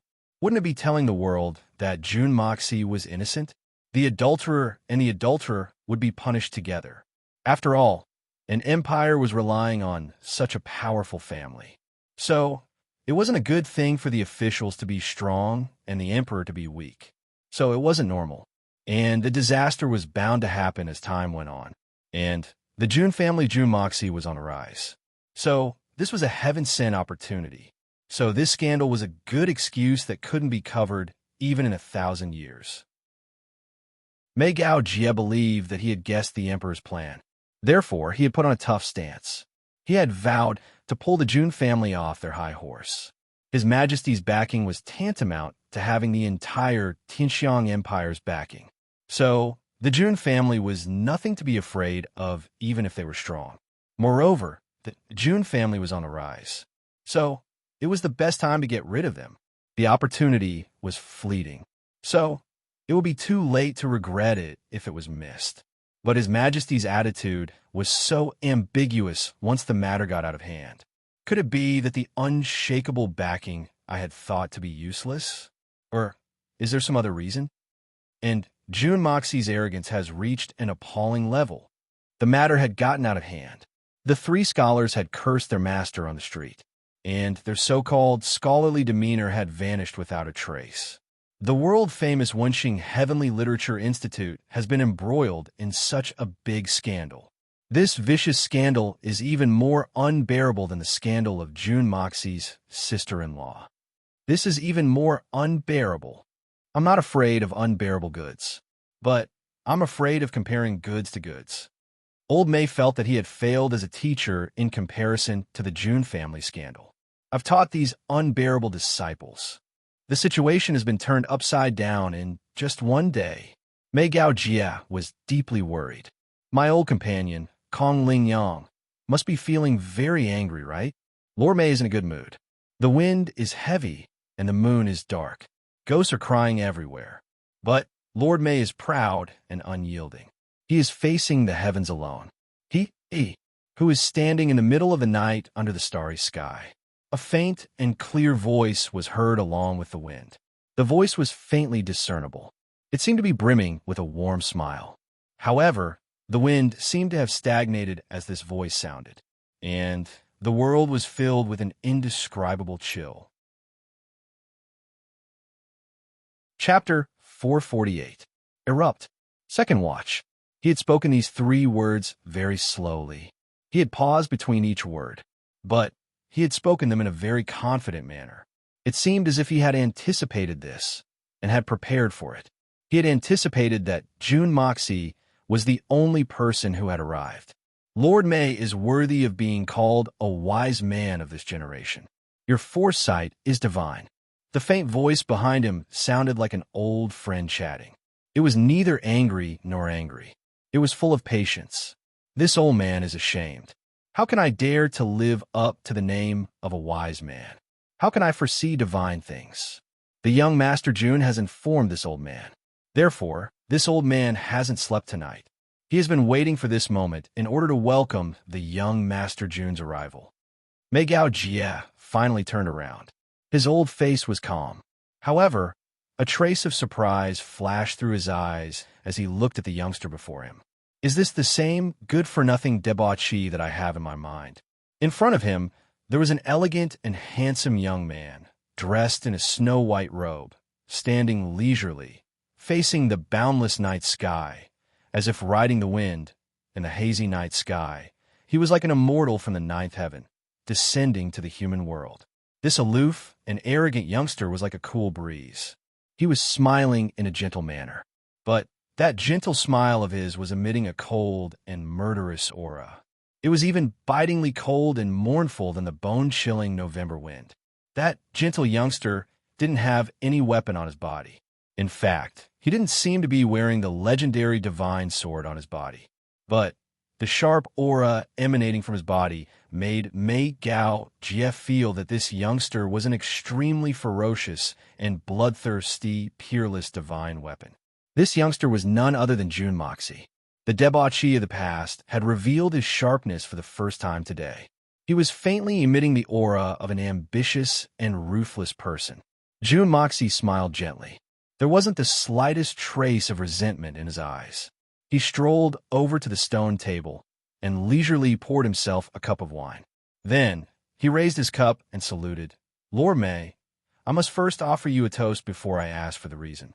Your calmness is worthy of toast. It's a pity that this wine is of inferior quality. It can't compare with the best wine of my aristocratic hall.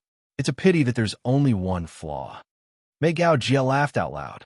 He raised his cup and drained it in one gulp. Then, his frail and old body suddenly straightened up. He slowly walked back and sat opposite to June Moxie. Then, he slowly said, Wine is wine. It's fine as long as it's wine. Why does young Master June care about it? Speaking of today's matter, the arrow is already knocked on the bowstring. Why does young Master June still have doubts in his heart? Now that things have come to this, I will tell you everything I know. However, I would like to ask young Master June, is this young Master June's first stop? Nonsense. I just came from Master Kong's house. June Moxie casually translated from English to Chinese. I presume that Senior Kong has already returned to heaven, right? Mei Gao Jie sneered. That's right. Lord Kong's temper is extremely unyielding. He's not very cooperative, and he's also very stubborn. I had no choice but to clench my teeth and stomp my feet. I didn't have the heart to send him to the Yellow Springs Road in a glorious manner. I presume that he's strolling back and forth up there at present. Perhaps he's waiting for someone. Ha ha. That's right. That's right. We 2 old men have been together for a long time. So, this old man will certainly follow after you. However, I'm very interested to know what it is before I leave. What matter can make a peerless genius like young Master June so obsessed with it? Mei Gao Jie's tone had a hint of ridicule when he had mentioned the word peerless genius. This old scholar had been poor his entire life. However, he had displayed a rare indifference and open-mindedness in the face of life and death. First question, how did Master May know that I would come today? As far as I can remember, I didn't send anyone to inform you of my arrival. June Mo Xie didn't seem to care. He continued to play with the empty cup in his hand, and he spun it nimbly in his hand. His eyes were focused on the cup. It seemed as if he was very interested in this ordinary wine cup. However, he didn't even look at Mei Gao Jie. Young Master Jun has humiliated my 3 disciples in public. You've made them insult this old man in public. So this old man knew that you would come, and I will settle this grudge tonight. Mei Gao Jie chuckled. That's because you've already gone to the extreme. Both you and I don't have the slightest path of retreat. This old man would have risked his life tomorrow if you hadn't come today, and I wouldn't have been able to shake your Jun family. But I'm sure that a considerable number of your subordinates would have suffered calamity, and those people are under our control at this moment. The young master is very astute, so it's impossible that you don't know about this matter. The young master doesn't care about their lives, but Old Master Jun Tian and Great Marshal Jun Wui will certainly care about them. That's right. Jun Moxie nodded slowly. That's right, but it's not the main reason. I want to see how much you know. Today's matter has revealed that the Jun family doesn't care about the imperial power. Moreover, they don't fear it. So, it would be meaningless for this old man to report to the emperor if I were to act tomorrow. So, I'll certainly use my strength this time. I won't need to go through the imperial court to deal a heavy blow to your Jun family. In fact, I won't be able to destroy you, but I'll make you pay a heavy price. In fact, it'll be an unbearable price. He chuckled. This old man is a civil official, but there are many powerful people in this world who can kill without spilling blood. In fact, they're powerful enough to destroy unrivaled heroes. And we civil officials are deeply rooted in the Tianxiang Imperial Court. So, you won't be able to stop us even if you have great strength. Therefore, your best method in time is to choose to make your move tonight. Moreover, the young master has achieved success at a young age. So it's time for you to show off your abilities. And the Jun family's fledgling needs a target to establish its might. And this old man and Kong Lingyang are undoubtedly the best targets to establish our might. Moreover, I've only known the young master for a short time, but I know that the young master is a vengeful and venomous man. So, you won't wait until tomorrow even if you have the ability to deal with tomorrow's storm. Moreover, the young master has a filial heart even though his conduct is improper. And Jun Tian will undoubtedly suffer the biggest blow if the Jun family's influence suffers. Therefore, you won't allow your grandfather to suffer a blow either. Sai, this was an important consideration when this old man had drawn up a plan to deal with you. I had wanted to use the pressure of public opinion to force you to submit. But it's a pity that the plans of God supersede the plans of man. Your adaptability may seem overbearing, but it's as powerful as a thunderbolt. And it has successfully disrupted this old man's overall plan. I believe that you would have come here regardless of any of the reasons mentioned above. You would have come here if you hadn't come here. Then, you would have gone to Kong Lingyang's house. Therefore, you would have come here. So, why wouldn't this old man wait here? Lord Mei treats this Jun Moxie with special respect. This junior feels very honored. Jun Moxie nodded in a profound manner. Mei Gao Jie had obviously investigated and analyzed Jun Mo Xie in order to come to this conclusion. Therefore, Jun Moxie had treated me with special respect. Secondly, why didn't Lord Mei make any preparations when he knew that I would come? Lord Mei is a civil minister, but he must have had a lot of suicide warriors under his command. He would have eliminated all future troubles if he could have killed me in one fell swoop. But I didn't find any security when I came to your residence. So, it's obvious that Lord Mei has removed all of them. Why is that? Jun Moxie asked the second question. I mentioned that I've only known the young master for a short time, but I know a lot about him. The young master's actions may seem arrogant and overbearing. In fact, they may even be absurd. But I realize that every step of his is closely linked, and his plans are far-reaching. The young master must have made thorough preparations since he dared to come here. I have a few suicide warriors under my command. But how could they be a match for the Jun family? I'm afraid that I wouldn't have had the opportunity to chat with the young master in that case. Mei Gao Jie smiled wisely. This old man is a scholar who doesn't have the strength to truss a chicken. I've never understood the cultivation of Xian Qi, and I don't know the difference between Tian Xian and Shan Xian. But this old man knows that I'm no match for the Jun family, and this old man is here alone. So the young master will certainly come and have a chat with me. I had thought that Lord Mei was a rotten scholar, but it seems that you're a wise man. Jun Moxie laughed out loud. Then he poured 2 cups of wine. Emosi, I would like to offer you another cup for what you've just said.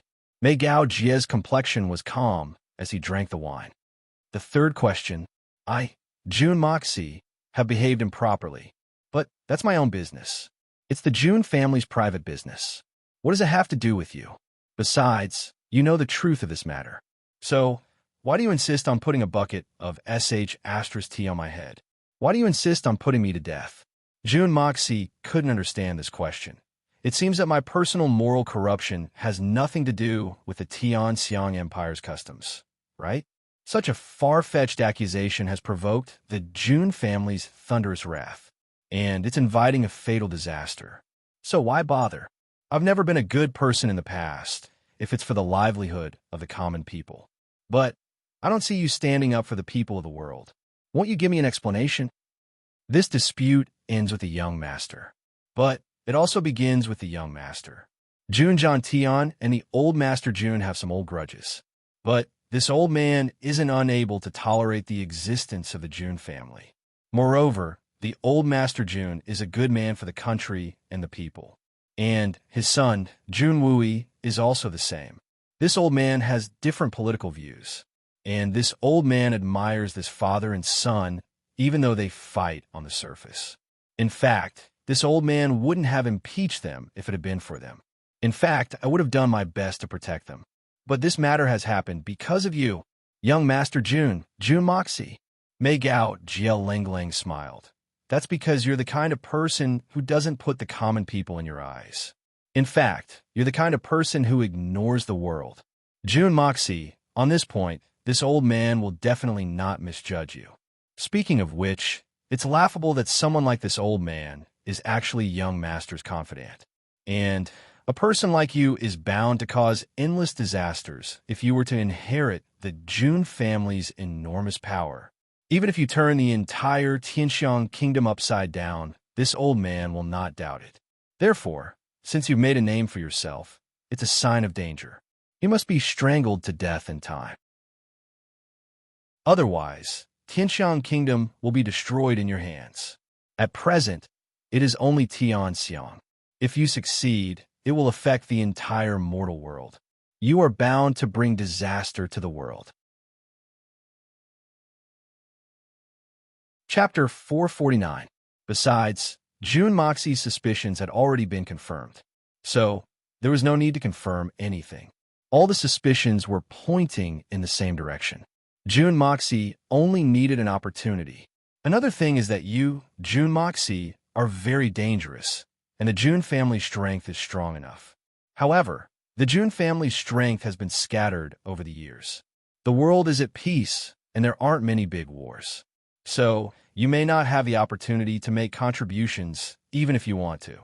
At most, you'll become another Jun Tian.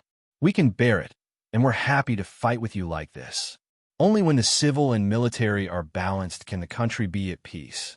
However, your Jun family's strength has soared since the war with the Southern Heaven City. This speed of ascension was simply terrifying. The Jun family's strength would have increased by several folds if you had been fully fledged. Tianxiang's emperor will be neither a subject nor a subject at that time. Mei Gao Jie smiled bitterly, but his face was full of pride as he smiled. This old man is an old minister of Tianxiang. My entire life has been dedicated to the Tianxiang Empire from the time I was a child until now. This old man will never allow the Jun family to shake the foundation of Tianxiang. I will fight with my life, even if I have to die. So that's how it is. Jun Moxie narrowed his eyes and said in a low voice, but I haven't done anything. So, why is Master Mei so sure that I will destroy the Tianxiang Empire? Young Master, you know this the best. So, why are you asking such a question? Mei Gao Jie sneered. Young Master Jun is a peerless genius. Why have you been a debauchee for 10 years? Why have you endured for 10 years if your Xian cultivation is so exquisite? You have pretended to be a fool, destroyed your reputation, and become notorious. So why? Young Master hasn't flown for 10 years. But you've soared to the sky. You haven't cried for 10 years. But when you cry, you've shaken the world. You have no respect for the Emperor. Why? Hee hee. There's another reason for this. The old man says that he knows me well. But he's mistaken about this. Jun Moxie smiled bitterly. This old man's eyesight, talent, and knowledge were indeed unique. However, the previous Mo was a true scum. But ever since his rise, the previous Silk Pants had become a legend in the eyes of the world. Jun Moxie was equivalent to a legend who had endured hardships to gain courage. How ironic. If the original Mo knew about this, he would probably die from shock again, even if he became a ghost. This old man can guess a thing or two about young Master's reason. However, this isn't the time to discuss this matter. Mei Gao just smiled and waved his hand. One last question. I'm afraid that just the two of you alone wouldn't be able to stir up such a huge storm. I'm sure there's another expert behind this. Although the two elders were scheming, they were not such despicable people. There must be someone else involved in this matter. If this young Master's guess is correct, it should be someone from Shun Ci and Yutang, right? Jun Moxie's eyes revealed a sharp glint. You colluded with them to frame the Jun family, a pillar of the imperial court. This is tantamount to treason. Why? I asked you to give me an explanation when I first came here. Can you give me an explanation now? Ha ha ha, treason? This is the most ridiculous thing in the world. Mei Gao Jie laughed heartily. The Jun family, the Dugu family, and the Mu Rong family. We've been preparing our troops for many years, and we'll be able to protect our borders. The Jun family's destruction will cause chaos in Tianxiang at most. Even if the two great empires take advantage of this opportunity to invade Tianxiang, we'll be able to withstand it with our many years of accumulation. In fact, we won't be able to change dynasties even if we're defeated. But you, Jun Moxie, can't avoid such a rebellious matter if you're fully fledged. The survival of Tianxiang and this temporary chaos. It's obvious which is more important. So, there's no need to ask which choice we'll make. Elder Mei, please pay attention. Jun Moxie Ling looked at this old man. His eyes couldn't hide his biting cold. Your inference may be reasonable, but it's only an inference. It's two different things from the truth. And you've used such an inference to harm the Jun family. You've hurt the Empire's former protector. Don't you think that you've gone too far? Have you ever thought about how many people will die because of your unproven inference? Perhaps you have a grudge against the Jun family, or perhaps you don't like me. But these things can't cover up the fact that you've distorted the truth to attack us. And your inference is only your own opinion. You don't have any evidence. Most importantly, you've insulted a good woman who didn't hesitate to sacrifice her innocence to repay a debt of gratitude. And you clearly know that she's innocent. She has nothing to do with this matter. You clearly know that this woman lost her chastity because of me, Jun Moxie. But she's still as pure as ever. And you also know that my third uncle adopted her as his daughter. She's no longer the daughter-in-law of the Jun family. She's no longer the sister-in-law of Jun Moxie. But you've still clung to her original identity in the midst of your attacks. And you've still done so. So I want to ask, are a woman's reputation and happiness something that can be abandoned, trampled, and used at will in the eyes of great scholars like you? Are you willing to sacrifice anyone in your eyes to achieve your goals? I want to know, what is the righteousness that you great scholars have always advocated? Jun Moxie's tone was as biting cold as a knife as he continued to ask questions. Mei Gao Jie raised his head arrogantly. However, he wasn't willing to back down. This kind of thing is very common, and I don't care to explain it. But I'll make an exception since young Master Jun has asked. She's only a woman. But Even a princess of the kingdom must be prepared to sacrifice herself for the country in this cruel political struggle. Sacrificing a woman in exchange for the peace of the world is a very worthwhile thing. Great profit without any capital. Why not? So what if she's innocent? She's only a woman. That's all. Your Excellency May, don't you think that these words of yours are very shameless? June Moxie sneered. What if it was your own daughter? What if it was your wife? Would you have done the same? Yes, this is how it should be. It's a matter of heaven and earth. This old man doesn't have anything to be reluctant about. Sacrificing one's life for the country is an honor for them. This old man wouldn't hesitate to put righteousness before family if Guan Qing Han were my daughter. In fact, I would even punish her with my own hands. Mei Gao Jie raised his head arrogantly. His words were resolute and decisive. He didn't have the slightest bit of hesitation. In fact, he was proud of sacrificing his life. June Moxie was so angry that he started to laugh. He finally understood that his thoughts and the thoughts of these great Confucian scholars were actually completely different. Perhaps this old man could argue with him on this issue for a year, and he would still be able to speak with justice and conviction. Then let me ask you, did you feel a little bit guilty when you did this? June Moxie suppressed his churning blood and qi. What a joke. This matter is a matter of heaven and earth. What's the point of feeling guilty? Women are like clothes. What's wrong with throwing them away? Mei Gao Jie looked at June Moxie with extreme disdain. I thought that you were a man of character, but I hadn't expected that you would be so sentimental.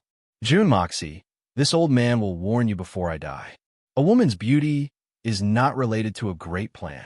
A hero's greatest taboo is sentimentality. Don't let this old man look down on you. It's my fault. What you said just now had given me the illusion that I was a close friend. I shouldn't have told you about this matter. June Moxie retreated in defeat. He shook his head and laughed. I've never been sentimental, but even the country can't touch my people. Sir May, this is another reason why I've come to find you today. And this reason is something that you'll never be able to imagine. Mei Gao Jie, you have a belly full of righteousness and righteousness. But a person like you will never understand the perseverance of a man. Therefore, you may succeed in politics, but you'll never become a man. Frankly speaking, you're a surrendering party in my eyes. And that includes your disciples. Not to mention those who didn't enter the imperial court. Those who did are all shameless and unscrupulous people. Nonsense. Mei Gao Jie became angry. He had students all over the world. This was Mei Gao Jie's greatest achievement. He was also his greatest pride. Seeing his disciples all over the world was his greatest comfort. No matter what June Mocs said to him, he wouldn't be moved. He would just laugh it off. But now that this matter had been brought up, it had triggered his reverse scale. This white-haired old man instantly became as agitated as a fighting cock. Which one of my disciples isn't a pillar of the empire? 19 of them have become the empire's feudal officials. They've brought grace to the 4 seas, and they've brought prosperity to the people. They've become the empire's pillars. June Moxie, you're just a good-for-nothing. What qualifications do you have to talk about my disciples? They're the empire's outstanding talents. The old man stood up. His face was flushed with excitement. His fingers were also trembling. Sit down. Old man, why are you so excited? This young master has overestimated your disciples by saying that they're trash. Trash can be recycled and reused. They don't even have this value. June Moxie sneered. He turned his palm over. Mei Gao Jie, open your old eyes wide. Take a good look at the political achievements of your disciples. They've brought prosperity to the 4 seas. A thin booklet appeared in his hand, and he threw it towards Mei Gao Jie. Mei Gao Jie was startled as soon as he received it. He suspiciously looked at June Moxie. Then he slowly read it. On it, it really was the glorious achievements of his disciples. A certain year, month, and day, a certain disciple used his authority to bully a certain wealthy merchant. He demanded a certain amount of bribes. A certain day, he forcefully took the daughter of that merchant as a concubine. He hounded her parents to death. Then, this disciple had violated the law. There were a great number of incidents. There were no less than dozens of them. And each and every one of these incidents was well documented. There were witnesses and material evidence. There was no doubt about it. Then there was another incident. Every incident had a clear date of investigation. But the date of the investigation was different as well. Some pages had yellowed, and the edges of the pages had curled up. These pieces of evidence were hard to refute.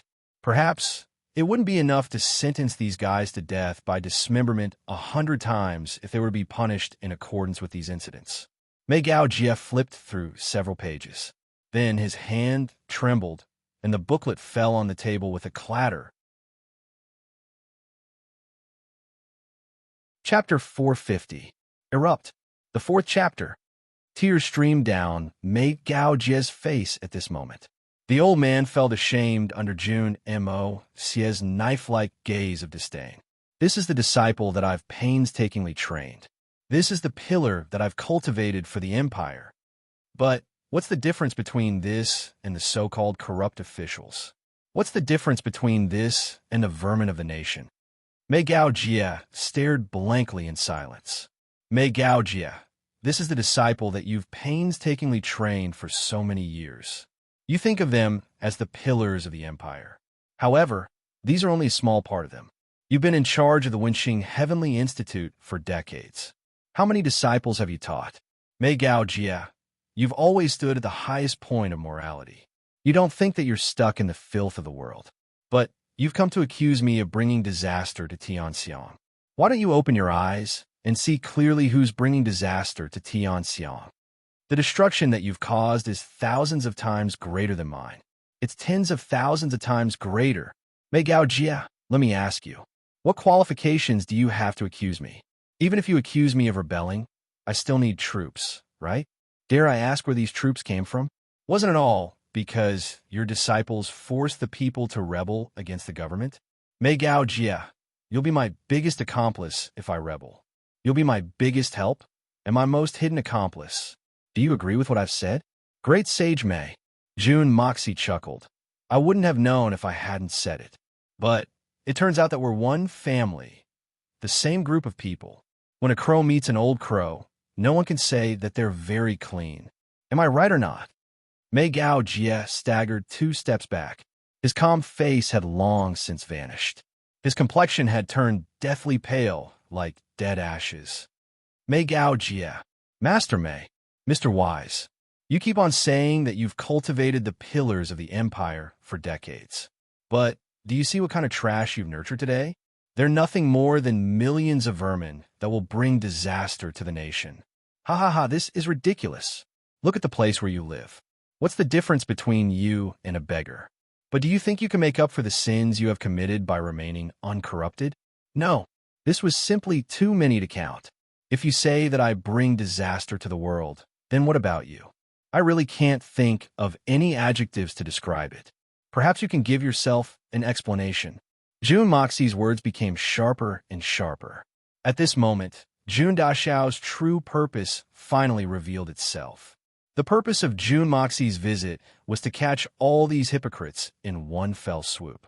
However, Jun Moxie's investigation was only the tip of the iceberg. Even if the Wenxing Heavenly Literature Institute had 2,000 students graduating every year for the past 50 years, there would still be more than 100,000 graduates.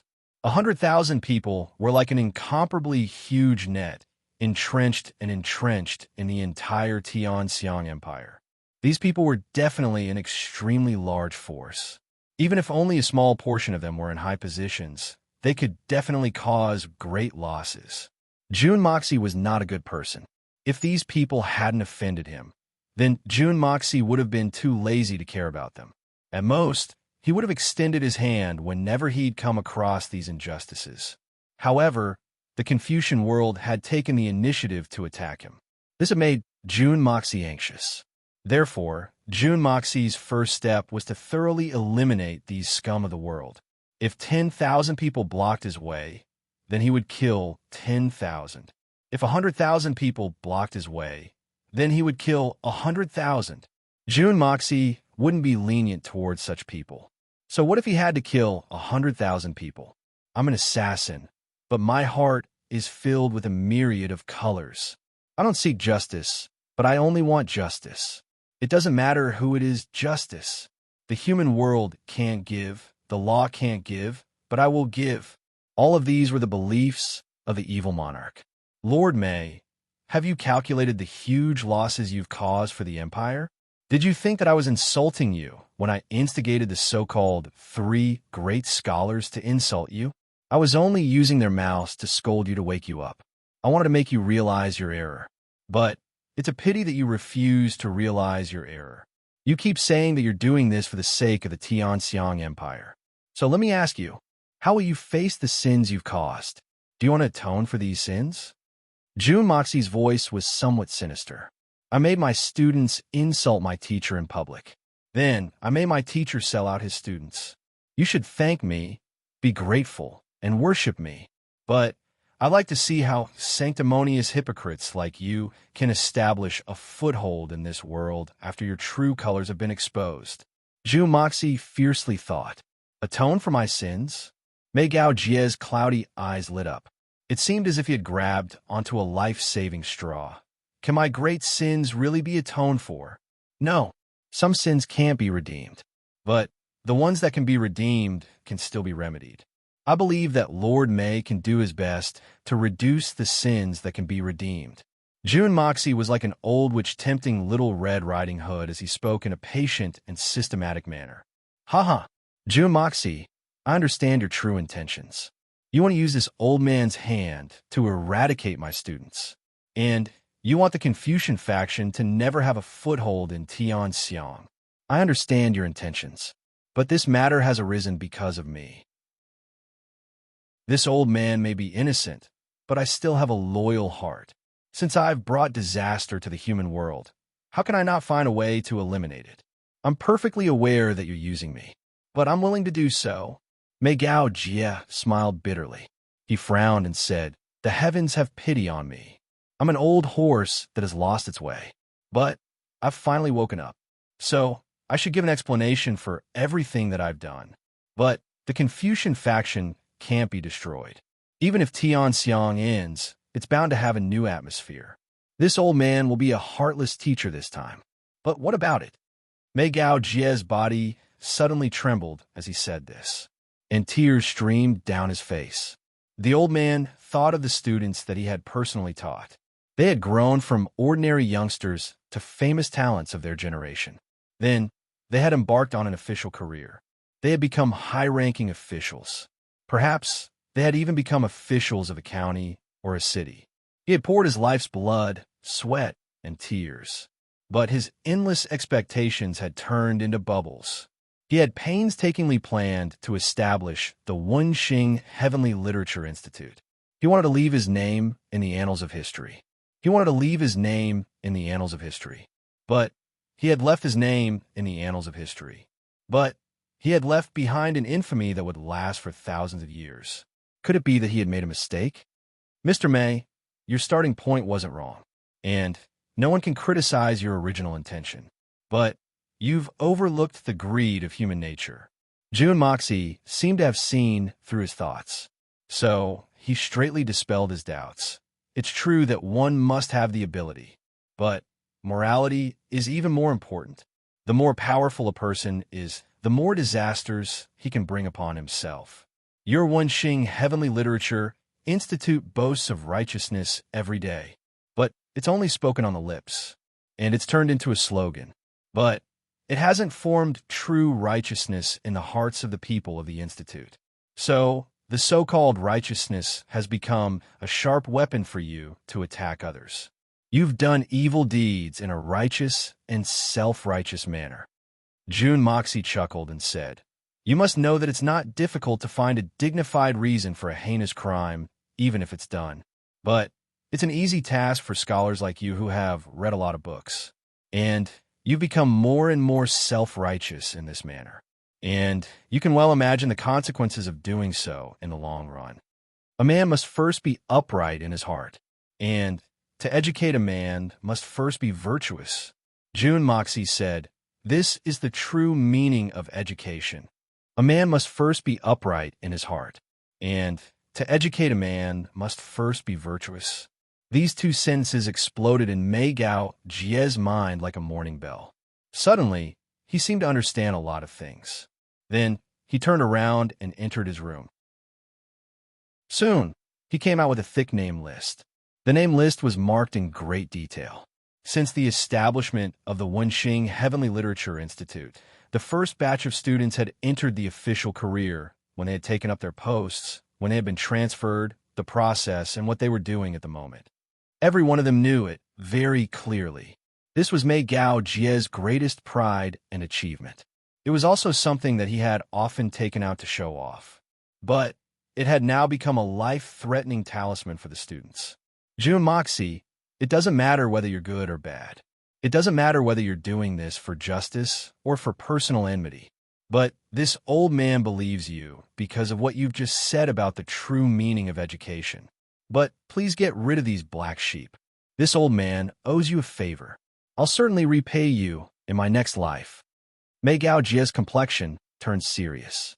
He suddenly shouted in a stern voice, "But you must investigate this matter thoroughly. You mustn't kill the innocent for the sake of my students. Otherwise, this old man won't let you off even if I become a ghost." Jun Moxie snorted and said, "I've never considered myself a good person, but I'm much more conscientious than you guys. I won't be able to sleep peacefully if I accidentally kill a good person. What's the point of living if I can't even sleep peacefully?" Mei Gao Jie burst into loud laughter.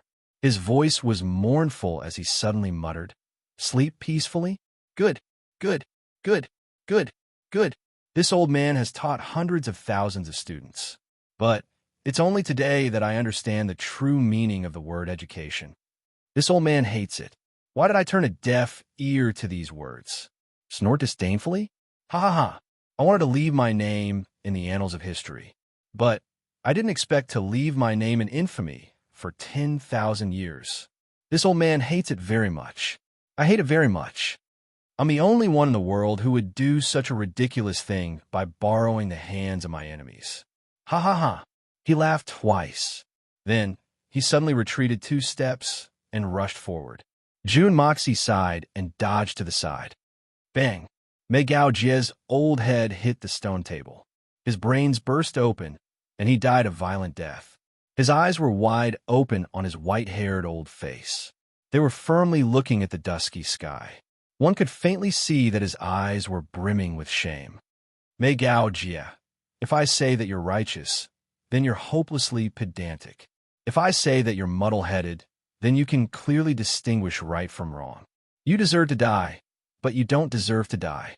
But you've offended me. You don't deserve to die. You deserve to die. Chapter 451. I'm sorry for the late update. I won't talk about the reason, because no matter what the reason is, it won't cover up the fact that I'm late. I'll make it up to you today, and then I'll explain everything to you and ask for your forgiveness. I'm sorry, brothers and sisters. I've kept you waiting. That night, Tianxiang was bathed in blood. This was another bloody night after the previous one, and the level of slaughter this time was even greater than the previous one. This night was destined to be a sleepless one. The next day, Jun Mo Xie had forcefully entered the city. Then, the 3 great scholars had insulted their master in public. This explosive news had spread like wildfire throughout the city. The previous shocking news hadn't even subsided yet. Then, the Meng family's 70 businesses in the Tianxiang city had been attacked at the same time. This news was even more shocking than the previous one. At the same time, Marshal Jun Zhan Tian issued an order. All garrison troops are to await further orders, and those who disobey will be executed. Not long after, another marshal, Dugu Zongheng, issued an order. None of the troops are to act rashly, and not a single soldier is to enter or leave the barracks. Those who disobey will be executed without mercy. Almost in the blink of an eye, the Murong clan gathered all their members who were outside and returned to their homes at lightning speed. The Li family remained silent and didn't say a word. As for the other Tianxiang families, they also chose to wait and see. After that, the imperial palace issued an edict. All imperial guards are not to leave their posts, and must await the imperial edict.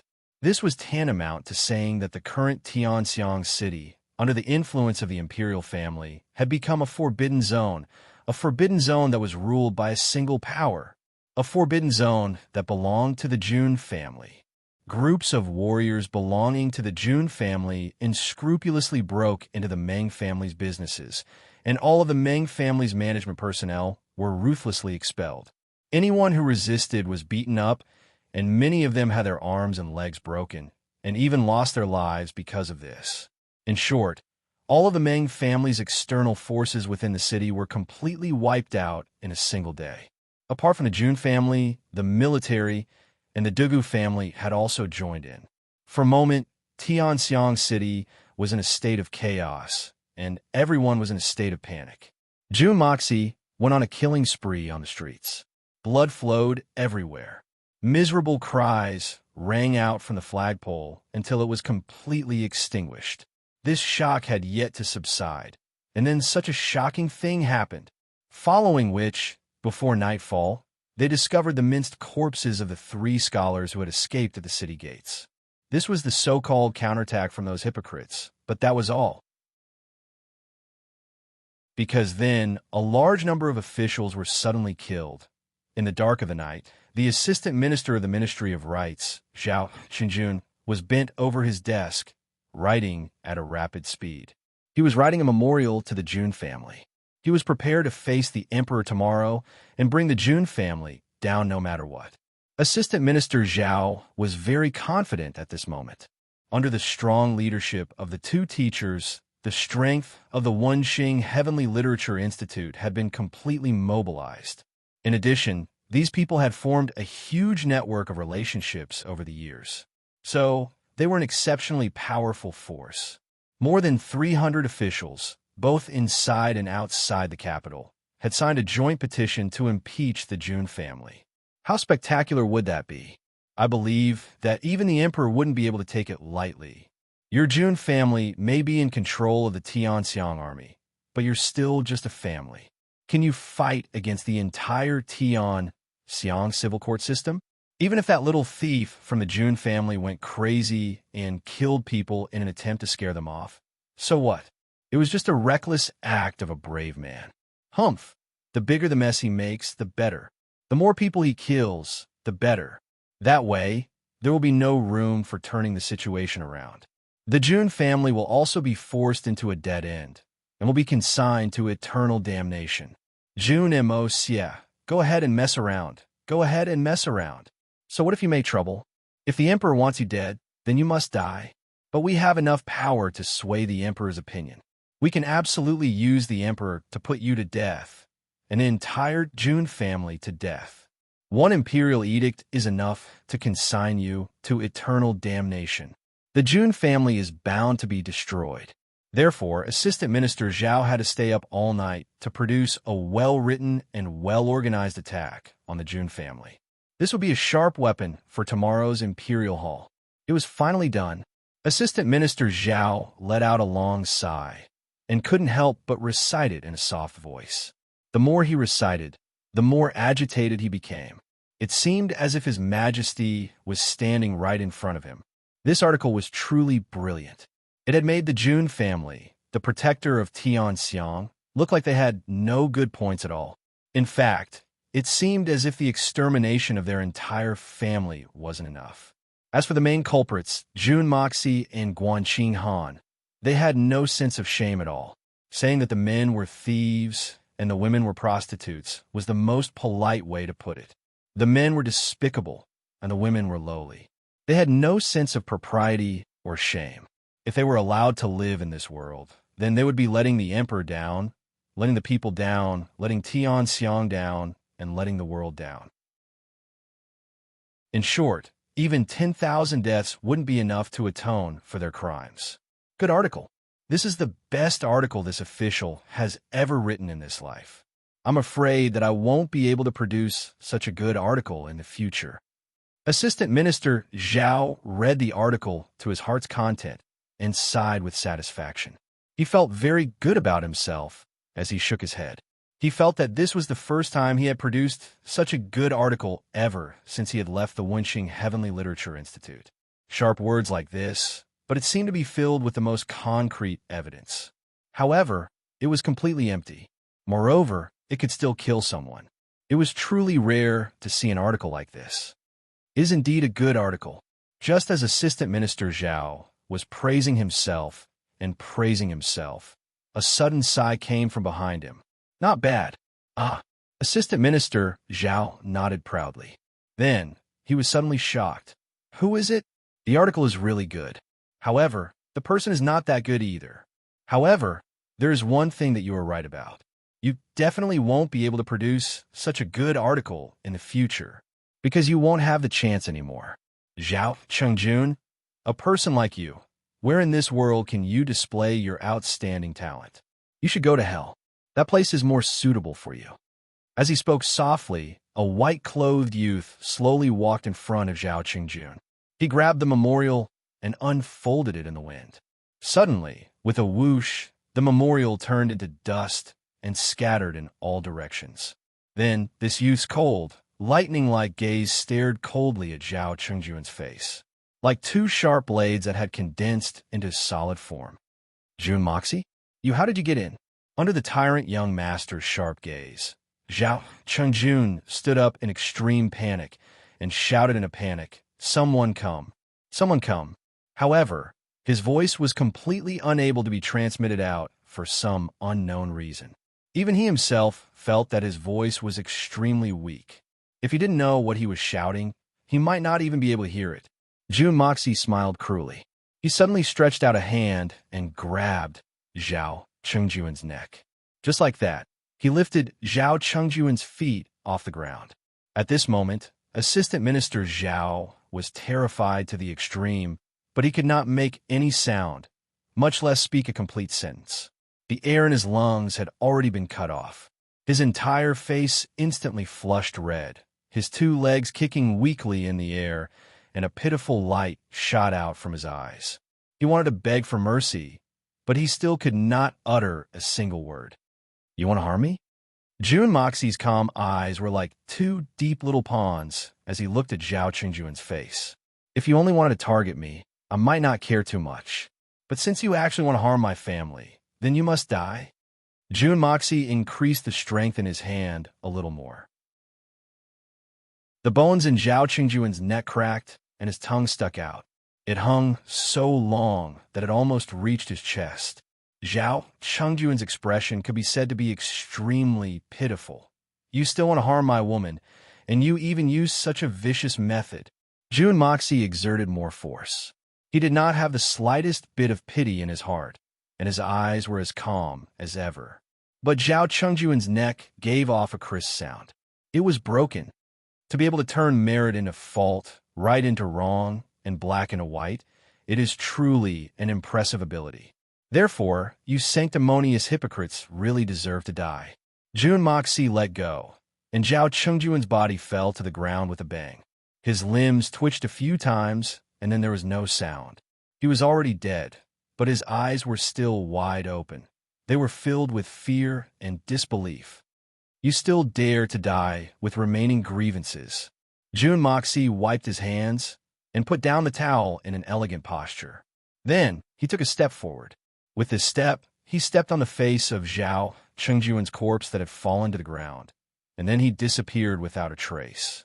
After he disappeared, Zhao Chengjun's eyeballs suddenly exploded with two loud popping sounds. A piece of white paper that was full of words floated in from outside the door. It was gently pasted on Zhao Chengjun's badly mutilated face and covered this extremely cruel scene. The white shadow was like a ghost, and it flashed in and out of many places in the Tianxiang city like a lightning bolt. One or more officials would perish in every place. Their deaths were too horrible to look at. Almost 80% of the officials who came out of the Wenxing Heavenly Institute had been slaughtered. In just one night, the death toll had already exceeded 30. Some of these people lived in the eastern part of the city, and some lived in the western part of the city. They weren't close to each other, but they weren't gathered in one place either. However, all of them had been killed in one night. According to the speculations of those who were observant, the assassin organization had to have dispatched at least 10 top-notch assassins at the same time tonight in order to achieve such a shocking result. Whether it was the court officials or the officials of the capital, which one of them wasn't under strict protection. However, even if they were under strict protection, they were still killed in silence. Moreover, they didn't make any sound and didn't leave any trace. There were even a few officials who were killed in their sleep. But the people who were sleeping next to them didn't even realize it. They woke up the next day and realized that they had been hugging a dead man for the entire night. The expression on the dead man's face clearly indicated that he had been greatly frightened, or perhaps he had been tortured. However, he hadn't realized it even though he was right next to him. This kind of assassin, this kind of killing method, was really rare and shocking. However, there was one thing that these dead people had in common. Each of them had a piece of paper on top of their bodies. The reason for their death was explained clearly on the paper. Every single one of them had committed a heinous crime. Their blood and tears were written on the paper, and the evidence of their crimes was conclusive. Countless people in the Tianxiang city had spontaneously lit up firecrackers after the news of these officials' deaths had spread. For a time, it seemed as if they were celebrating the new year. Many people burned incense and prayed, and kowtowed to the heavens as tears streamed down their cheeks. However, it was almost the end of the year, so everyone had a place to buy firecrackers and candles. If it had been any other time, then it wouldn't have been an easy matter to buy such a large number of firecrackers. However, the firecrackers in the Tianxiang city had suddenly become expensive. These people who were celebrating and praying were the people who had been persecuted by these officials. In the past, they had pleaded in many ways, but there was no way out. But now, the heavens had finally opened their eyes. Good will be rewarded, and evil will be repaid in the end. Although they didn't know which great hero had done this, but this nameless hero had undoubtedly become the benefactor of the Tianxiang city and had given birth to tens of thousands of people. Countless families had raised the memorial tablet of this nameless benefactor. Most people had speculated that this matter had been done by the Jun family. After all, these people had spared no effort to uproot the Jun family with the help of Jun Moxie and Guanxing Han. They were the absolute main forces of the imperial court. Perhaps this was the revenge of the Jun family. However, these thoughts were kept in the hearts of everyone. Moreover, no one dared to say it out loud. The people who had received kindness couldn't repay it. So, they could only raise the memorial tablet of their nameless benefactor. In the early hours of the morning, Jun Moxie appeared in front of the gate of the Jun family's residence. He was wearing a snow-white robe and had a faint smile on his face. His entire body was strangely warm. Although his eyes were sharp, they were calm. His sword was hanging at his waist, and his entire body was spotless. In fact, he looked like a young man who had gone out for a morning stroll. He was exercising and had leisurely returned after admiring the flowers. However, no one could have imagined that this gentle, and handsome young man was the executioner who had just slaughtered the entire Tianxiang city. In fact, he had taken the lives of more than 30 high-ranking officials. The sword hanging at his waist was as clear as water. However, it had already drunk its fill of the blood of corrupt officials. The Wenxing Heavenly Literature Institute had been working hard for the past few decades. So, how could they have climbed to such a high position in the capital? Moreover, it was unknown how much effort they had expended in order to successfully blend into this circle. But now, everything had been destroyed by Da Xiao's sword. Da Xiao could have arranged for his subordinates to carry out these tasks. However, Jun Moxie hadn't carried out such an assassination mission in a long time. It could be said that his hands were itching for action. Therefore, he decided to do it himself.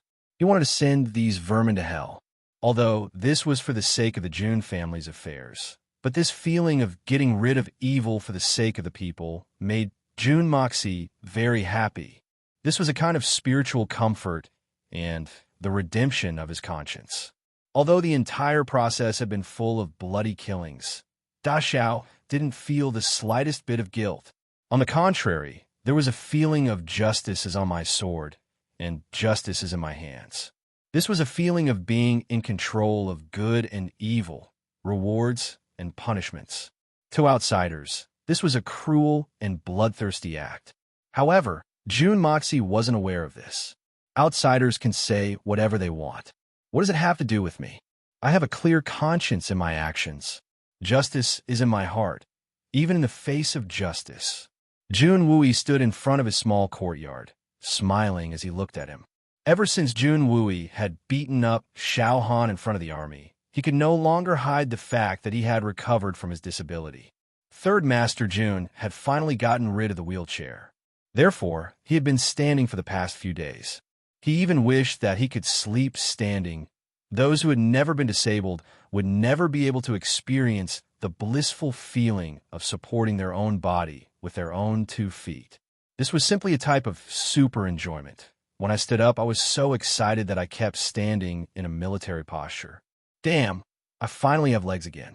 From 3 legs to 2 legs, and now I've finally changed back. Moreover, Jun Wuyi's sudden rise to power was a trivial matter in comparison to the Jun family's sudden rise to prominence.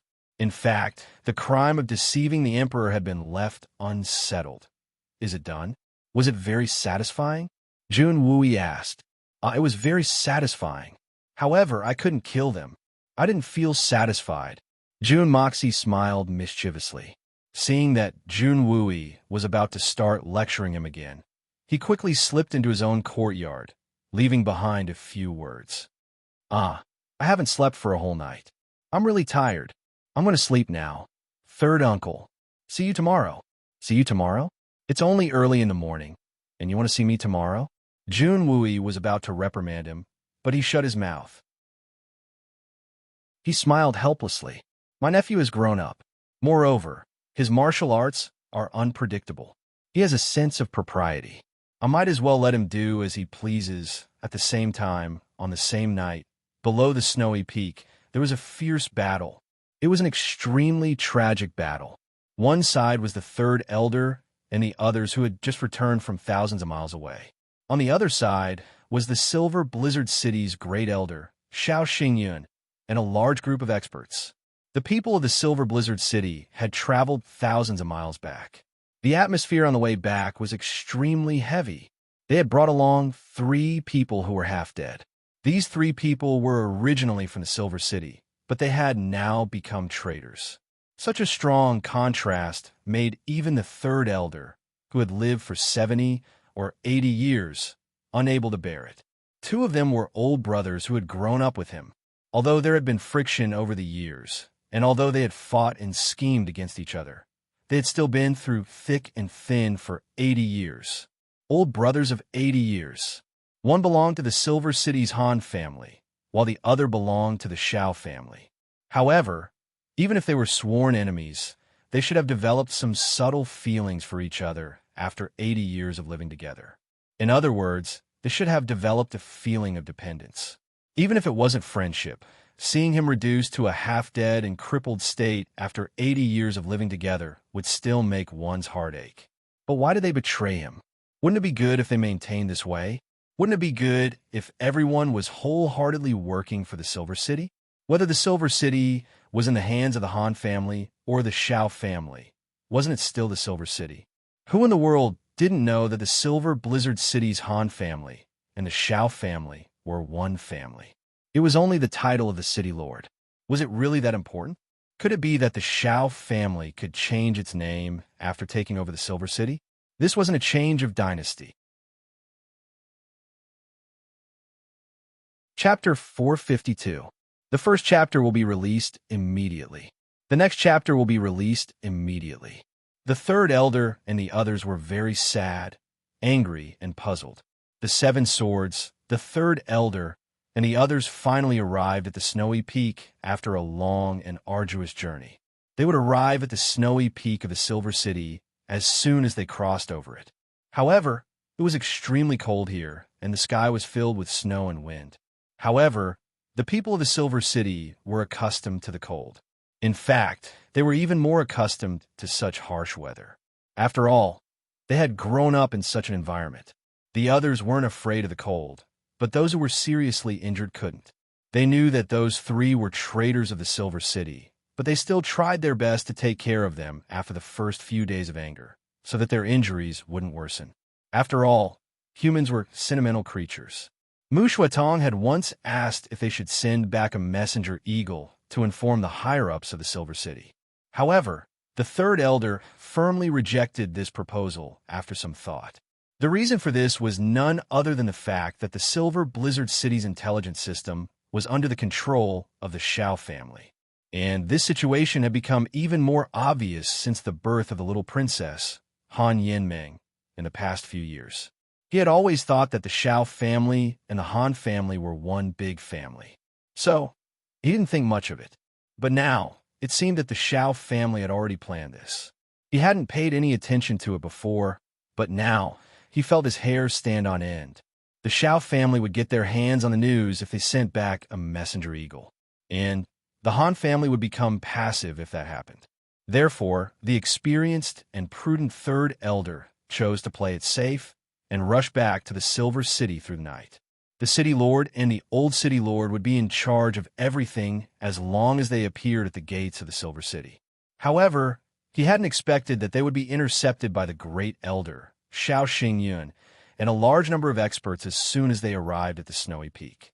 He had sealed it off so strictly, so how did he get the news? Big brother? What are you doing here? The third elder looked at Shao Xingyun in surprise. He wasn't feigning civility. He knew that his big brother had ulterior motives. But he had been his big brother for 80 years. It wasn't easy to change this form of address after seeing him in person. Even though he had cursed thousands of times on the way here, he still couldn't accept such a cruel outcome when he saw that familiar face. Big brother? Ha ha ha ha. You still have the face to call me big brother? Shao Xingyun's face was overcast as he looked at Chu Yang. It seemed as if he wanted to swallow Chu Yang whole. You killed my second brother. You killed my grandson. You killed my great-grandson. You even crippled my 200-year-old brothers for the rest of their lives. Now that things have come to this, you still have the face to call me big brother? You have the nerve to call me that? This old man is embarrassed to agree. This old man can't afford to call you big brother. Shao Xingyun sneered. His gaze was as sharp as a knife. Han Feiyun, you're really bold. The Silver Blizzard City's greatest taboo is internal strife. Yet, you've wantonly slaughtered your fellow disciples and committed all sorts of crimes. Why don't you kneel down and admit your guilt? What are you waiting for? Shao Xingyun, I won't call you big brother if you say that I don't deserve to call you big brother. Everyone is well aware of the situation. So, why must you distort the truth? I like to ask you to ask yourself, do you still deserve to be called big brother by me?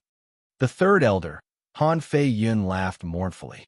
The beard on his old face trembled, and his eyes slowly turned red. Shao Xingyun, I didn't expect you to commit such a treacherous act. You betrayed the Silver Blizzard City. You've been arrogant. You've even tried to take over the City Lord's position. This is the true ambition of a wolf. Treachery? Ha ha ha. Shao Xingyun laughed insolently.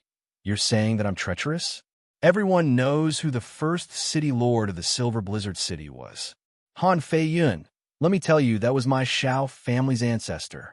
Why did my Shao family's ancestor die? It was because of your Han family. My ancestor founded the Silver Blizzard City. He carried it forward step by step. Finally, he died for them. And there were already descendants of my Shao family in this world at that time. The son inherits his father's legacy. This is a principle that hasn't changed for thousands of years. Han Feiyun, let me ask you this. If the old City Lord of the Silver Blizzard City had passed away, wouldn't the young City Lord, Han Zhanmeng, have succeeded to the position? Shao Xingyun asked in a sinister manner. The third elder was at a loss for words. Everyone had their reasons. But the Han family's actions at that time were also justified if one were to say that the Han family had acted improperly. However, the Han family hadn't done anything wrong to the Shao family. Even though they knew that the Shao family had used the name of the Silver Blizzard City to commit evil deeds, they didn't do anything about it. In fact, They had even erased their conscience to help the Shao family. And this guilt had greatly fueled the Shao family's arrogance. However, the descendants of the Han family had been taught by their ancestors to tolerate the people of the Shao family. Therefore, Shao Han's matter had caused such a huge disturbance. What's wrong? Are you speechless? The Han family would have supported the Shao family's successor to the position of city lord if they'd truly cared about our benefactor and friendship. Then, they would have done their best to assist him. This is the proper course of action for a benefactor. But the Han family only gave an illusory bullshit oath from the beginning. Then, they shamelessly usurped the position of city lord in front of all the heroes of the world. The original young city lord had become a mere disciple of the Silver Blizzard City, and the Han family had become the city lord of the Silver Blizzard City. As the saying goes, one must repay the kindness of a drop of water with a fountain of water, and the Han family had immediately usurped the property of their benefactor's descendant after they had received the kindness of their benefactor.